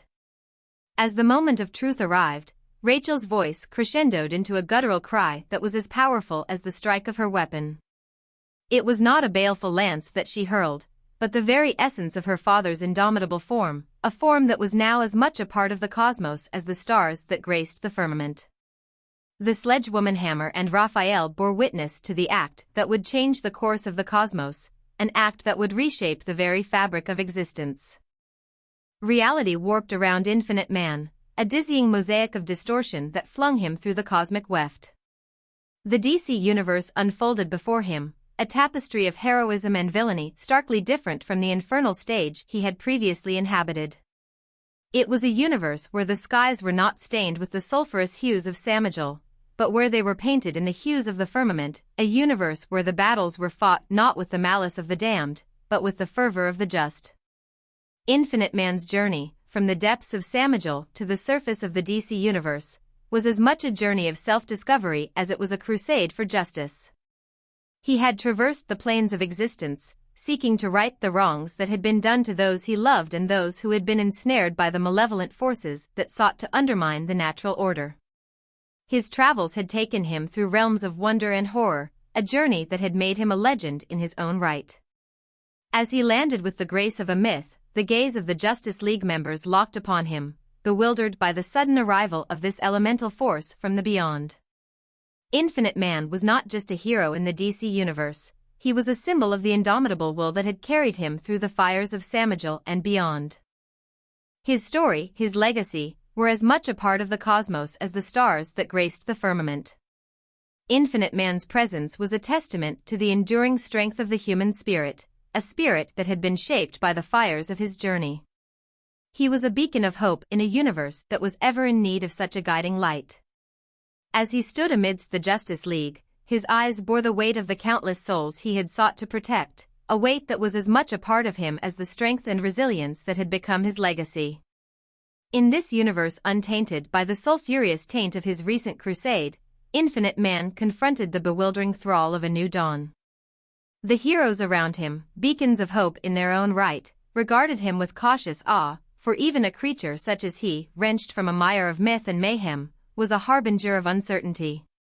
His story, his legacy, were as much a part of the cosmos as the stars that graced the firmament, but in this new universe, they were as much a part of the cosmos as the stars that graced the firmament, but in this new universe, they were a story that was intertwined with the fates of countless others. Infinite Man's presence was a testament to the enduring strength of the human spirit, a spirit that had been shaped by the fires of his journey. He was a beacon of hope in a universe that was ever in need of such a guiding light. As he stood amidst the Justice League, his eyes bore the weight of the countless souls he had sought to protect, a weight that was as much a part of him as the strength and resilience that had become his legacy. In the heart of the DC universe, Infinite Man prepared anew. The undying fire within him yearned to forge a legacy of retribution, a saga that now intertwined with a universe far removed and yet as much a part of his own story as the fires of Samajal had been. His journey, his crusade, were not at an end, but had merely taken on a new form, a form that was as much a part of the cosmos as the stars that graced the firmament. Infinite Man's story, his legacy, were as much a part of the cosmos as the stars that graced the firmament. In the DC universe, he stood as a testament to the indomitable will that had carried him through the fires of Samajal and beyond. His journey, his crusade, were not just his own, they were the journey and crusade of countless others, a journey and crusade that would continue as long as the stars shone and the earth turned. The ending credits song, Don't Tell Me by Disturbed, and a montage of the previous SledgeHammer's books are being shown, including the violent ones.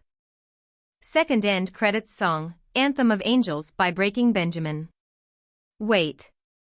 3 years later, Superman has lost his mind after his wife Lois was killed by the Joker.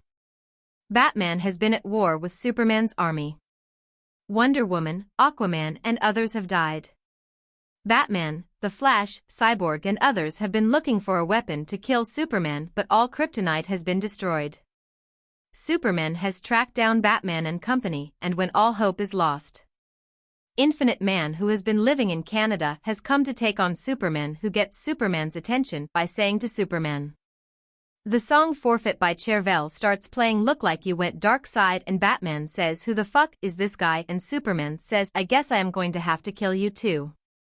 Infinite Man brands his Wolverine's claws and flies towards Superman, slicing him up. Superman is bleeding badly and Batman and company cheer on. Infinite Man slams Superman on top of an abandoned truck. Superman shoots his heat-seeking vision at him and Infinite Man walks towards him. The heat vision doesn't work and Infinite Man uses his plasma caster and blows up the truck and Superman comes flying at Infinite Man and Infinite Man cuts his arm. And he bleeds on his claws and as Superman flies towards him Infinite Man catches him with his claws and jams through his chest throughout his back. Superman says, "Who are you?" Infinite Man says, "I am who you used to be," and rips him in half. Blood splatter all over Batman and company. Infinite Man says, "No matter how much you lose, it's very important you don't lose yourself." Infinite Man flies away. Batman is confused and says, "Who the fuck was that?" The third end credits song, Bugatti by Ace Hood, and a recap of this whole book. Wait for the last time Black Adam shows up and sees Superman's followers burying his body and he asks who did this. They say he is from Canada and his name is Infinite Man. Black Adam says he will pay for this. #Downfaller Studios #Sledgehammer #The Violentones oughtn't with an armored hide.